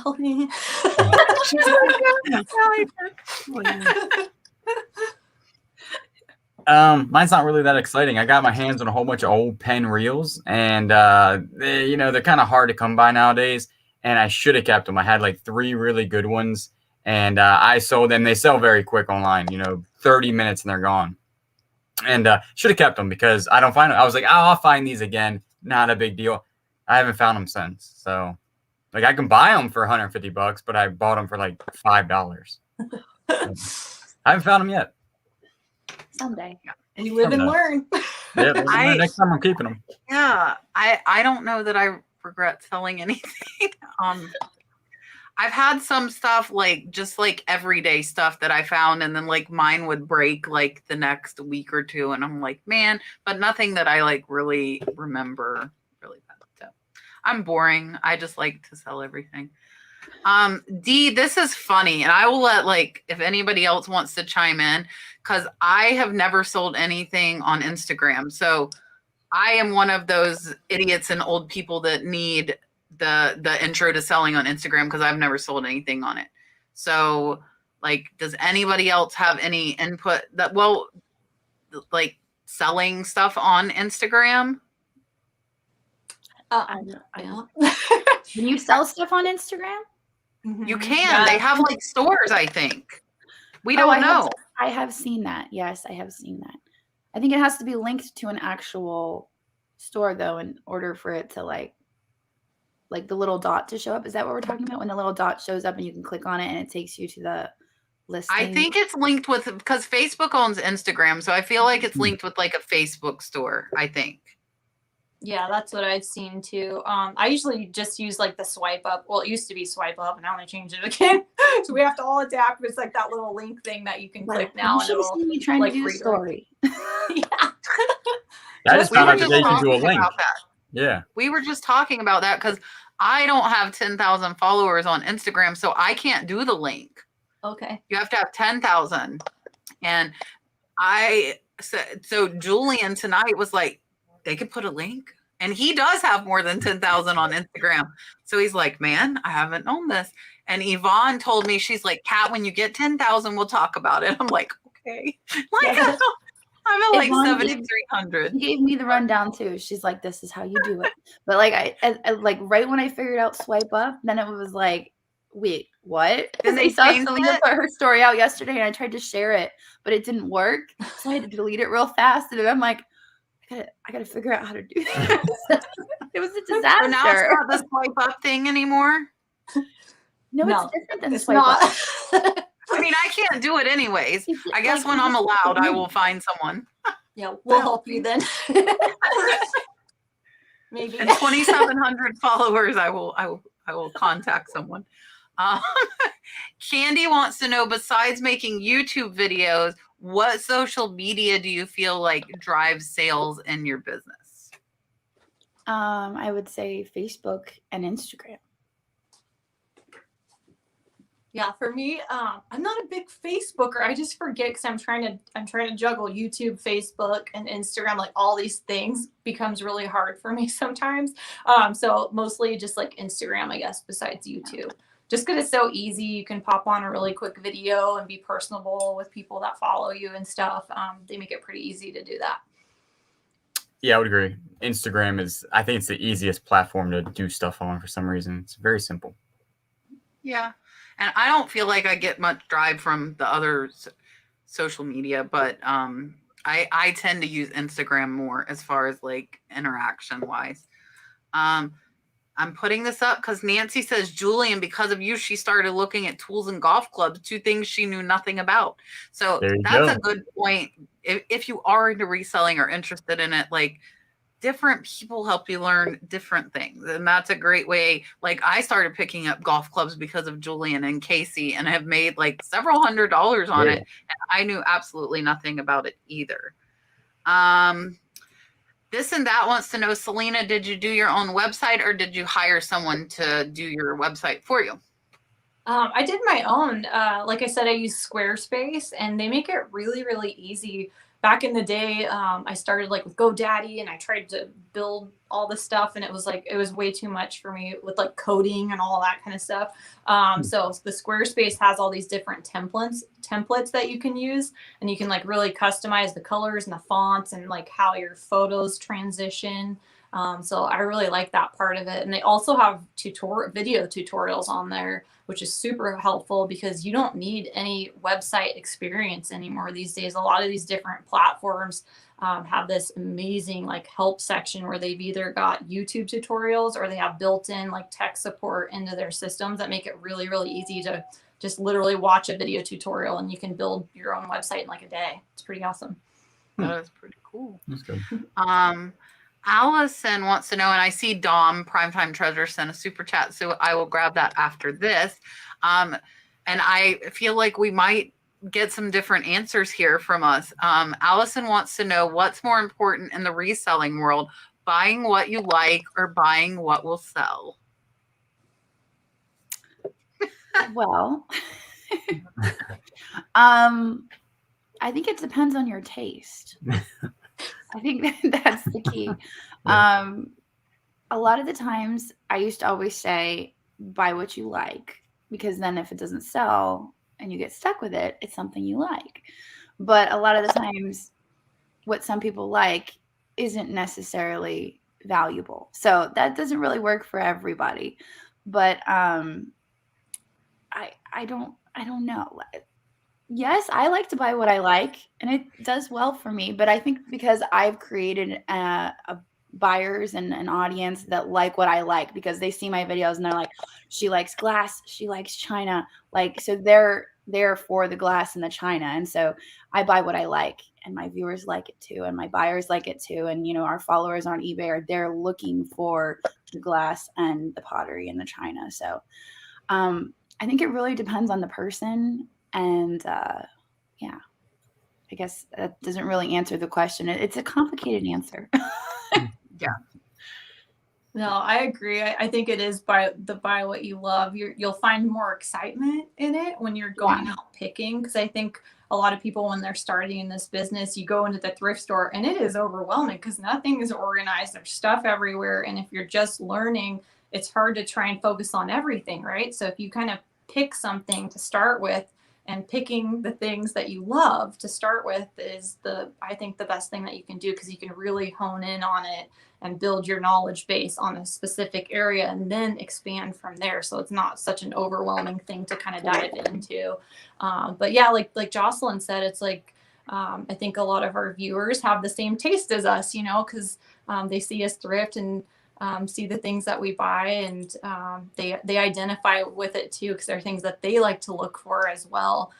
So that's why I just say, yeah, buy what you love. And to me, it's important for me, like on my website, to kind of curate, like my branding is all girly and feminine and stuff. So I like to choose things that kind of complement each other when I'm like building my website. So I always kind of keep that in mind when I'm out picking too.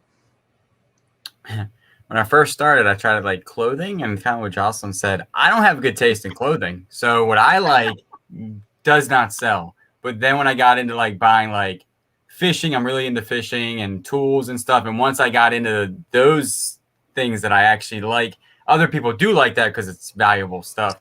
But like, yeah, so if you're really like clothing, for me, I can't sell clothing because I don't know. Like I'll be like, that's a good looking sweatshirt, and it's not gonna sell.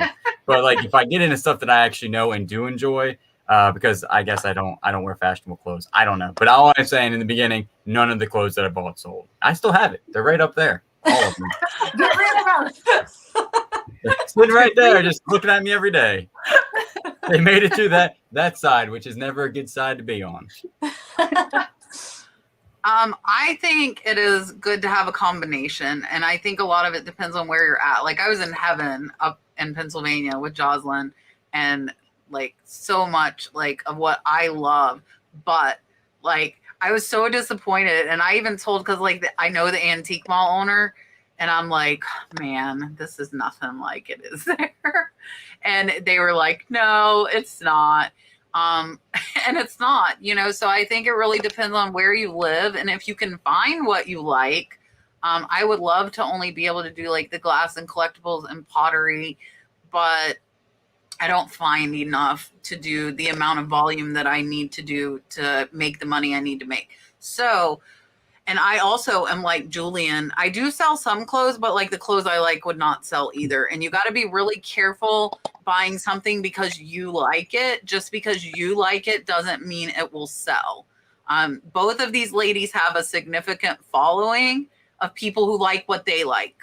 But if you don't have that, like because you like this cup, that doesn't mean everybody else is going to like that cup. And I still to this day will make that mistake of, oh, that's so cute. Like, I love it. It's going to sell. And then I get it home, I comp it, and I'm like, oh, I shouldn't have picked that up. But at least I like it, I guess, like Jocelyn said, and then I can I do keep the it. same thing. I do the same thing, but I'm like, hey, well, now I'm stuck with it, you know? Yeah. So it depends on where you're at. But I think you should like them to a point. Like you can see like my Picasso poster back there. Like I would never have that for myself, but I think it's cool and I love it. And like, I can respect and like admire it. And like, same thing, like that's a Oriental rice paper painting. Like, I think it's cool. It's not something I would ever like put in my own house. But you have to like it enough to want to list it, because otherwise you're going to buy stuff you don't like and it's going to sit there and you're not going to want to list it. So you got to find a big balance. Dom sent a $10 super chat. I am going to give him a dolphin and then I will tell you guys about this thrift battle that I am in tomorrow night. Super chat. All right. Primetime Treasure Hunters channel tomorrow night, 9 p.m. Eastern Standard Time. This is round 2. So everybody in this has already won one battle. I have already won. I won against Flippin' Hippos last year. And I have not even picked my items. I will not lie. I have to pick out 5 items for this battle tomorrow. So Dom already has it scheduled out. If you guys are not busy tomorrow at 9 p.m., I am up against my friend Tommy Buffalo Picker, who was just on with us not very long ago. So that should be fun. And Tommy and I do completely different things. So it should be an interesting thrift battle. I won once and Tommy won once, so we will see. It will be fun. Janice wants to know, as I'm scrolling up to back where I was, Selena, have you ever sung professionally? I haven't sung professionally. I play upright bass, and I did play that professionally before. I played classical upright bass, but I used to sing in a country band, and then like in an Americana type of band. We do cover songs like Johnny Cash and old Hank Williams songs, and then I sang like in an 80s and 90s like rock band for a while. We did like Guns N' Roses and Tom. So that's cool. But I didn't get paid, so it wasn't like professional. But it was really fun.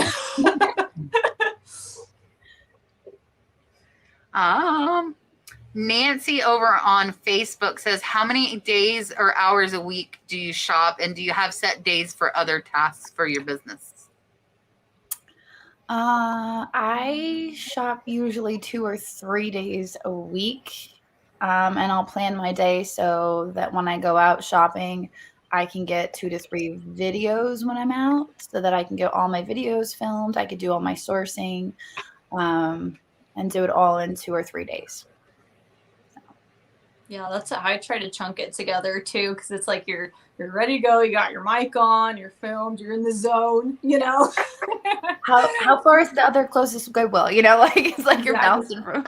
Yeah, you map it out and stuff. I usually I film 1 or 2 days a week, and then I'm kind of a homebody. I just like to be home in my garden and decorating and all that stuff too. So I try to balance it out with like filming all this stuff at home, and then like the editing and listing on stuff too. But usually just shopping like 1 or 2 days a week. Yeah, right now in my area it's like yard sale season, so I'm definitely Fridays and Saturdays are my biggest days where I'm out. Good portion of the day, and then I usually, if I'm having a really good 2 of those days, I can buy enough that can keep me busy. And I don't have much of a pile sitting around where I need to list. When I buy it, it's already getting listed fairly quickly. So I would only say like right now only two days. And then do you have set days for any other things? Anybody?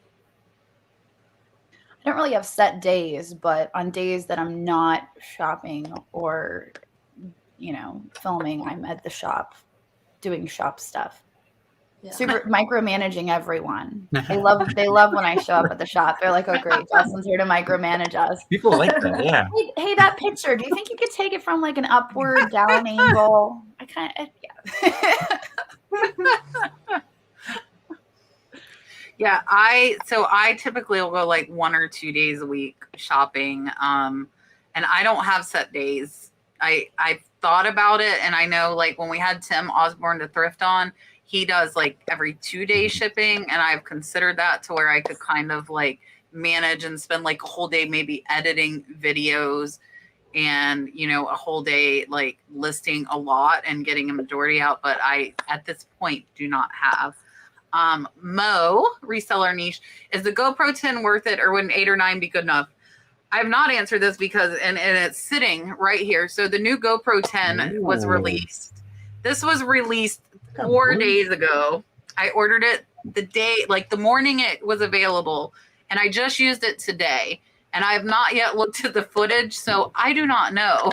I went from an 8, and Julian said that he noticed a difference between the 8 and the 9. I never bought the 9, and after I saw Julian using the 9, I thought about getting it. And when I was thinking about buying it, up pops, oh, here, September 16th, the 10's coming out. And I'm like, oh, well, that's convenient. So I just skipped the 9 and went to the 10. Supposedly the 10 has better hyper smooth, so the videos won't be as wobbly. That is one of the big things. So hopefully, look tomorrow, Mo. Look tomorrow. Let's see what my video looks like, and we'll try and decide. The battery life is better, though. I have to say that. Oh, yes. Yeah. The battery on the 9 or 10 is much better than an 8, we will say. Udalali Shop says, Selena, what methods did you use to get potential customers to find your own website? I think just having my YouTube channel I've been on YouTube, I think, for almost 10 years now. So like we were talking about, this business is kind of like a long haul type of thing. You just build it over time. And I think for me, that's mainly where my customer base came from, was YouTube. I just have an amazing following of friends on there that have been with me through lots of different things in my life that really feel like friends to me. And that's where my customer base mainly comes from, the support of them. Yes, I'm like, my people, they are my people, and I love them, and it is, they're friends. And like we were saying, like my husband, who might be watching since he came in here to admire my photos, but like he doesn't care if I find something for $20 that will sell for $200. But I know my viewers are going to be impressed, and they're going to like it, and they're going to be excited with me, and that I love. Crosshouse Sift and Thrift wants to know, what video editor do we all use? I use Final Cut Pro. I haven't gotten into Pro yet. I have like the Rush version right now that I use, and then I kind of quick edit sometimes on iMovie on my phone if it's like an easy one. Yeah, I had iMovie first. You do that too? Yeah. I have as a Wondershare for more X. Mm-hmm. And I use KineMaster on my phone. I bought my laptop, and I do use my laptop for other stuff, but I've not made the jump. And I bought a gaming laptop so I could have the capability to edit on my laptop, but I have not made the jump yet to editing on the computer. I still am doing it for my phone. It's the whole, like, that's what I know, that's what I'm comfortable with, and yeah. Mark OG&Z said he loves the panel tonight. Thanks to all the moderators. He is one of them. So Mark, thank you.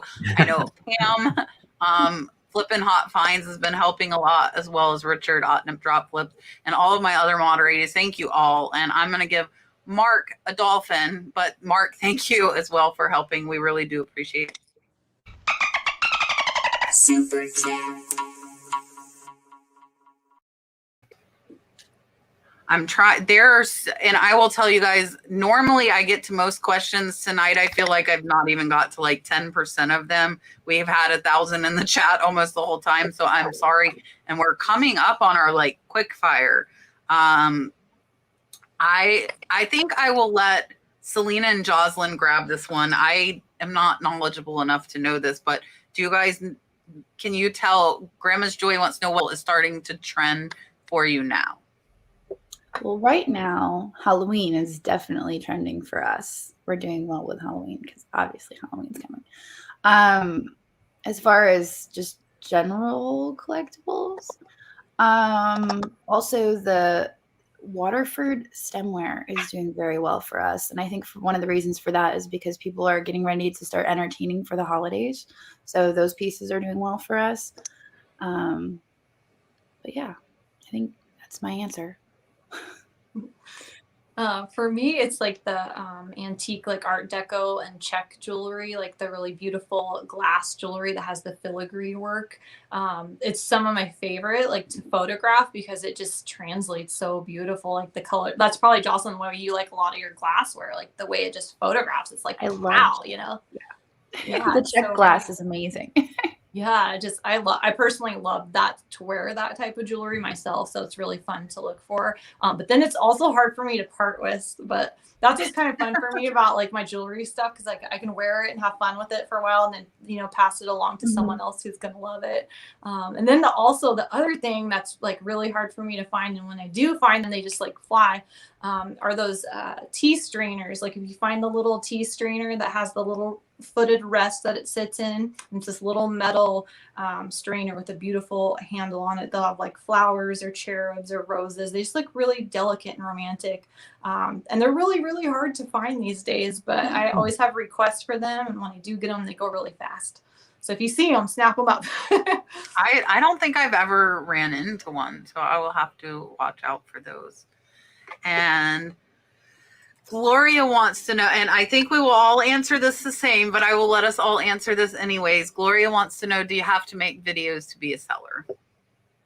No. No. And I think all of us were selling before we were making videos. So we were all doing this. I do a lot of teaching, like how to photograph, how to list, like for beginners wanting to learn how to sell.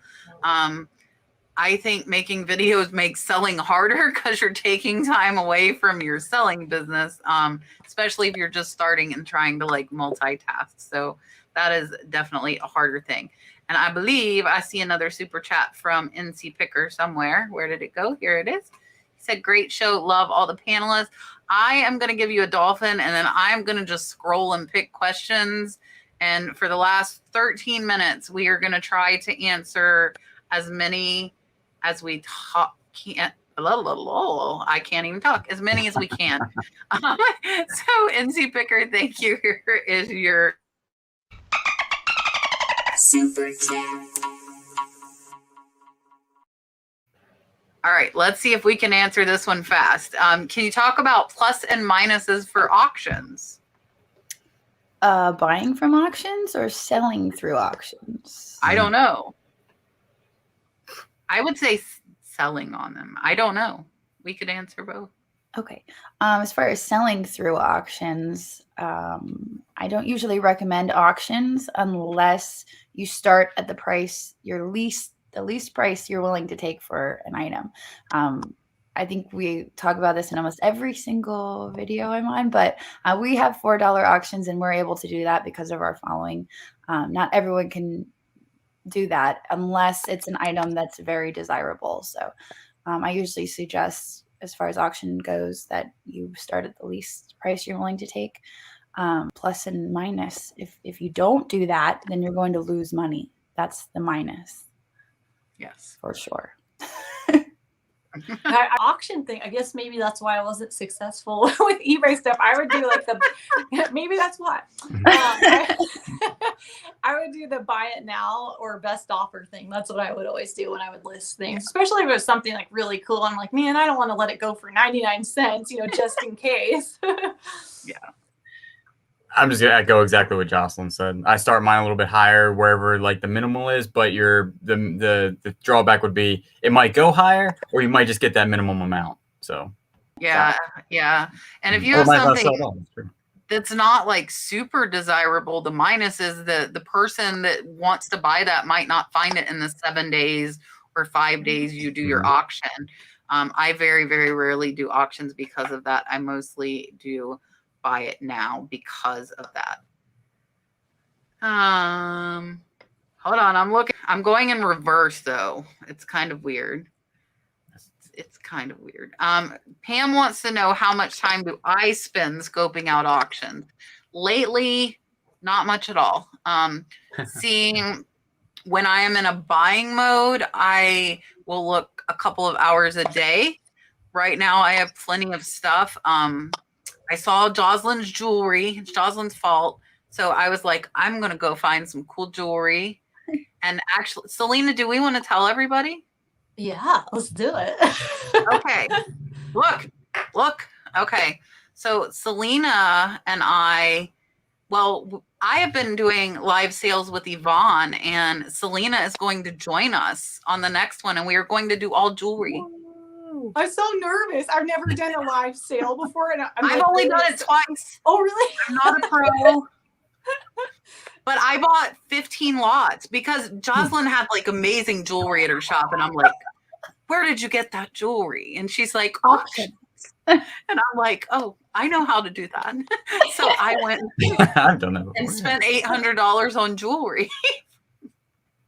But yeah, so Selena, October 13th, if you guys want to mark your calendar, is a Wednesday. It will be at 6 p.m. Eastern Standard Time. It'll be myself, Selena, and Yvonne doing nothing but jewelry. So it should be fun. It's going to be really fun. Like, you ladies get ready to throw elbows because we're going to have some really awesome stuff that night. Selena's like, they're going to fight it out. So I'm going to find my most amazing pieces and I will bring the jewelry.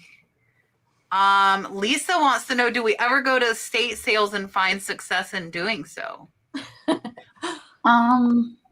We don't have very many estate sales around us. The last one we did very, very well at. But that was like a year or two. That was like 2 years ago. And we haven't really seen one since. So Haven't seen one since. I wonder why Kind though. of rare, little guys. Do you think it's because they do so much auctions, Jocelyn, or there's so many house like buyout people? Yeah, like down here, there's tons of estate sales. I think because we have such a huge concentration of auction houses, I think that it's always everyone's first instinct to take it to the auction, because we really do have a huge auction area. So I think that's usually everyone's first instinct. And there is one estate sale company here. They're the ones that had the last estate sale. And when I asked them about it, they're like, oh, well, we prefer bringing everything to our shop. I'm like, oh, okay. So they'll like actually take the stuff to their shop and then sell it there instead of doing on-site estate sales. But I usually don't feel like making the trip there. So. Okay. I love estate sales. Like, that's my favorite. Oh my gosh. And like here in the summertime, they start on Thursdays. So I'm like ready. Oh my gosh. I'll even like Google map it so I can have like the street online of, how to get there. And sometimes like people will post pictures, of like what's going to be in the house ahead of time. So you can like really like figure out your game plan. You're like, okay, like, where am I going to go? You're like, the bedroom has 1950s party dresses in it. I'm going there first, So I love estate sales, but yeah, we haven't had a whole bunch of them lately, and I've always wanted to bring my subscribers there and film, but it's kind of this it's a sacred space, right? You're in somebody's home and it's an estate sale, so you have to respect that. But I've always wanted to be able to film, so I'd love to meet some estate sale companies and kind of get to know the people that run them a little bit better. So maybe I could bring some of the viewers in there so it'd be comfortable for everyone, of course. But right now I just like film my hauls and stuff because it is my favorite thing. Yeah. We have more yard sales where I'm at, but we do have estate sales, and I usually do pretty good because they always just they don't price the tools what they should be, because they're like, they're old junky tools in the garage or in the shed, and that's like my V line right there. So I usually do pretty good when they have them, because they sell everything in like a big bulk, like 5-gallon bucket, and I'm like, perfect, $5. So. Yeah, we have a ton of estate sales here, and for me, I know like which companies are going to price up because some of them are going to be more expensive. But like Julian said, some of them are the opposite here, where they might like concentrate on the furniture, but like the glass and trinkets and jewelry might be cheap. So I think you gotta, if you have, we have a ton where I'm at, a lot. You know, there are multiple every single week, year round. And you need to know like which estate companies, because some I know I can't walk in there or I'm gonna have to hunt for, you know, a couple hours to find one good thing to flip. And then other ones I know don't value a lot of stuff that I valued, like vintage linens might be really undervalued, and plush, like I found $100 plush for $1, you know, at an estate sale. So when I see those, I go, but I have not been going to any because I have so much. I see a $5 super chat from ATL Flipper again. He will be my guest next week. Thank you so much. Super chat. Yvonne is saying we can only imagine how super excited she is for the live sale with Selena. It will be a fun time. Selena will remind you, I will, as well as Yvonne, coming up to that, because it is it's still 3 weeks away. I have to wait for my jewelry to get shipped here. My jewelry, this is kind of cool. I'm going to give it away because I've never bought from this auction. I might not ever again. But I watch HGTVs. If anybody saw, like, did you see Rebuilding the Town with Wetumpka, Alabama, where they went through, somebody in the chat, there are 900 people. Somebody had to see it. So they went through and they revamped like the old downtown and repainted and redid all the shops. It was a whole series on HGTV. And I somehow got sucked into it and had to watch every episode. And the auction that my jewelry came from is in Wetumpka, Alabama. And I thought that, I was like, I could drive 5.5 hours and see the town I saw on this HGTV show that they basically made over the town to make it like come to life again. Anyways. So only I know. Somebody in chat will know about Wetumpka, Alabama. Yeah. See? Lil Al Thrifter, I like your name. What selling platforms do you all use? eBay and my website and a little bit of Facebook Marketplace and a booth. All of those things. I use Facebook Marketplace if I'm selling furniture or like bigger items, and I just do local pickup for that. And then I sell on my website, thevintagebombshell.com. eBay, just started on Mercari, and Facebook for local pickups. I do eBay, Mercari, Poshmark, Facebook Marketplace, and I do some stuff on my big cartel, but I don't do very much. Miss Christy Anonymous wants to know, where is your favorite place to source? Antique malls. I love garage sales and estate for treasures in those, or if I see like one really cool thing in a lot that I can get, you know, for cheap, then I will buy the whole closet. But that's why I can't buy anymore, because I've done that too much. And I will say the last private pick I went to, I have to go back either Friday or Saturday this week and get the golf clubs I left behind, and I think possibly some tools. And I left everything on the dresser, which was like so amazing, vintage jewelry and little like combs, and they put it all aside for me. But they are moving through selling their house faster than expected. So I have to go this week and pick up my stuff and maybe get some more stuff. But they were amazing for letting me film there. And unfortunately, the father passed away. So I got to go look because the mom passed away and the dad went to assisted living and he passed away as well.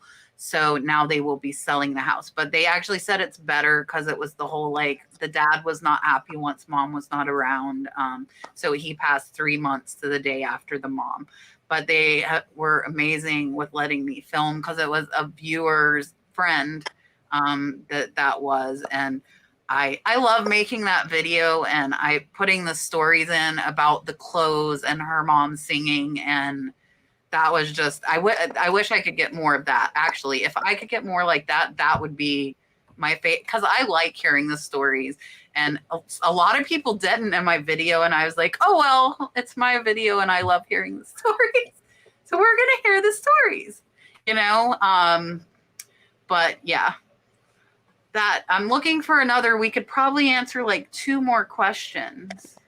So Kat, before when we got started, when we were like testing our mics and stuff, you were showing off your vintage handbags. She was doing a little show and tell, and I wanted to show off my cool handbag that I got for $1. Look, I'm gonna make you big. I'm gonna make you big. Oh my god, I gotta brush up on my QVC skills for our live sale. I got this. Yes, you have to present. It's from the probably 60s or early 70s carpet bag for only $1 at a rummage sale. Oh, What? I love that. I know. It's so cute. That's beautiful. So colorful and fun. It is amazing. I know. I'm so excited about Now it. she's gonna make me have to show you guys what I found at the antique mall and spoil my video for tomorrow. Just a few things. Look at this. Look at this. She's $7. $7. And this one? Love. Juliet! Hi! I wish I had Dalton out here to see you. Hi, Ashton! I don't know if Brad's watching. Brad, if you're watching, bring me Dalton to say hi to Juliet. But look. Yeah, those are my pretty... Oh, and this one. And they only... $8. That's so good. If Brad is hold on, I will. Let me see. Let me see if I can pull this off. I'm gonna try. I think Jocelyn's muted. Poor Julian's so bored. We're like doing our purse haul right now. I mean, it's pretty cool. I mean, I wouldn't pick it up, but that's cool. You better learn those purses. Some of these purses sell for $400. I mean, yeah, that thing's good looking. Yeah, I might pick it up for $7. If I see you not pick this up for $7, then we're gonna talk. I probably wouldn't pick that up for $7. He would pick this up. He would pick this up. Yeah. Yeah, I would definitely pick that up. I'm trying, Juliet. I'm trying. Wait, what'd she say? She's trying to get Dalton to come in. I'm trying to get Dalton to see you guys. Hold on. I'm muted. Hold on. Okay, you guys. Hold on. I'm trying to find another question. Of course, I can't find a question. I'm trying to find a question so I can call. And then we can let the kids all say bye. Hold on. I'm hunting. This is a good question. You guys start answering it, and I'm going to call Brad. How do you manage your... I don't manage it very well. I don't manage it well, but I manage it. I think that's the most important thing. Come say hi to Juliet. Oh, here he comes. He's coming. Come on. Come see your friend. Selena, how do you manage your time? This was really hard for me at the beginning. I think it's hard for everyone that kind of becomes self-employed and like all of a sudden you're the one in charge where you don't have to be here for said hours. You know, it's like, okay, I have this time and I have all these things to do. So for me, I got a little Google Calendar that was helpful, and I use my iPhone to help me like with reminders of different videos I want to release or which days I want to photograph and stuff like that. It kind of helps me be accountable, because I think if you don't have like a regular schedule, it's really easy to push things off and then they all kind of just pile onto you. So I think having some kind of a little calendar is like really helpful. I would agree with that, because if you are doing like videos and stuff and you have like a schedule you want to keep with your videos and reselling, you got to have some sort of schedule there and written or in your brain. Yeah, I'm trying to get better with that. I actually want to make myself a schedule. I'm trying. So I think he just woke up. He late naps. Look, can you say hi to Juliet? Look, say hi to him, Juliet. Maybe he'll look. Hi. Nope. He's like, not on command. Nope, I sorry. bet if Andrew was here. Dagny is there. Miss Dagny is in there saying hi to you. Hello. He's like, Andrew was here, he'd be really excited. He loved Andrew. yes, Andrew Andrew's was his favorite. Yeah, he made sure everybody knew Andrew's his favorite. Where is Daphne? Twice. Where's Andrew was his favorite. where? He's like, not. Are you going to say no? He's not having it. Look, Kayla. You played with Kayla. You and Kayla fought with sharks. Kayla's in there saying hi to you. Josie. And Dale, all of your friends. Yeah, Mark's saying, do you want a dolphin? You want mommy to give you a dolphin? Yes. Okay, turn around. Okay, you want to hit the button? Are you watching? Okay, we're giving a dolphin for Dalton. Super chat. Now look. Well, I got the attention now. What? Was that a dolphin? You see Juliet. He's looking at Juliet. And Ashton's back there. You see Ashton? Yes. All right. Jocelyn, you said you have a lot of auctions where you live. Do you think you'll ever film at some of them, like a live auction event? I have filmed at a few of them, mostly box lots. A lot of the auctions we do, even though they're local to us, we'll do online. And quite a few of the auction houses actually have no filming policies. Okay. So I'm not sure if I'd ever really go there and film. I do film the halls, but when they have box lots and stuff, we'll do that. And we have been invited to film at one or two that are our favorites. But at the same time, we're like, I don't know if I want to go film there. They're like, anytime you want, you can come and film this. And I'm like, yeah, but then I have to pay more for stuff. So I don't know. You know what I mean? You got to have your secret honey hole, right? Yeah, right? Yeah, then everybody would know. Real quick, Lisa, I will tell you, I post daily videos except for tonight when I have the live, like Jocelyn does. I think Selena's doing weekly, sometimes twice a week, and Julian does every other day. So we each have our own little schedules that we do. And I will answer this and then we will all say goodbye. So Becky, it was actually when George was holding Dalton and we asked who was his favorite and he pointed at Andrew and he did it twice while George was holding him. So Andrew was Dalton's favorite, but then we asked who his most favorite was and he said me. So Mommy's definitely always better. That's good. There she is again. She came back. Is that your friend? Yes. Okay. Are you being shy? All right. We are going to go ahead and go, guys. We are already about 7 minutes over. We meaning me and Julian, are on every Tuesday at 8 p.m. Eastern Standard Time. We will have Flippin' Fiasco and ATL Flipper on next Tuesday. So we can try and get some more of your questions then. We had a ton tonight. Sorry we didn't have time to get to everybody. I apologize.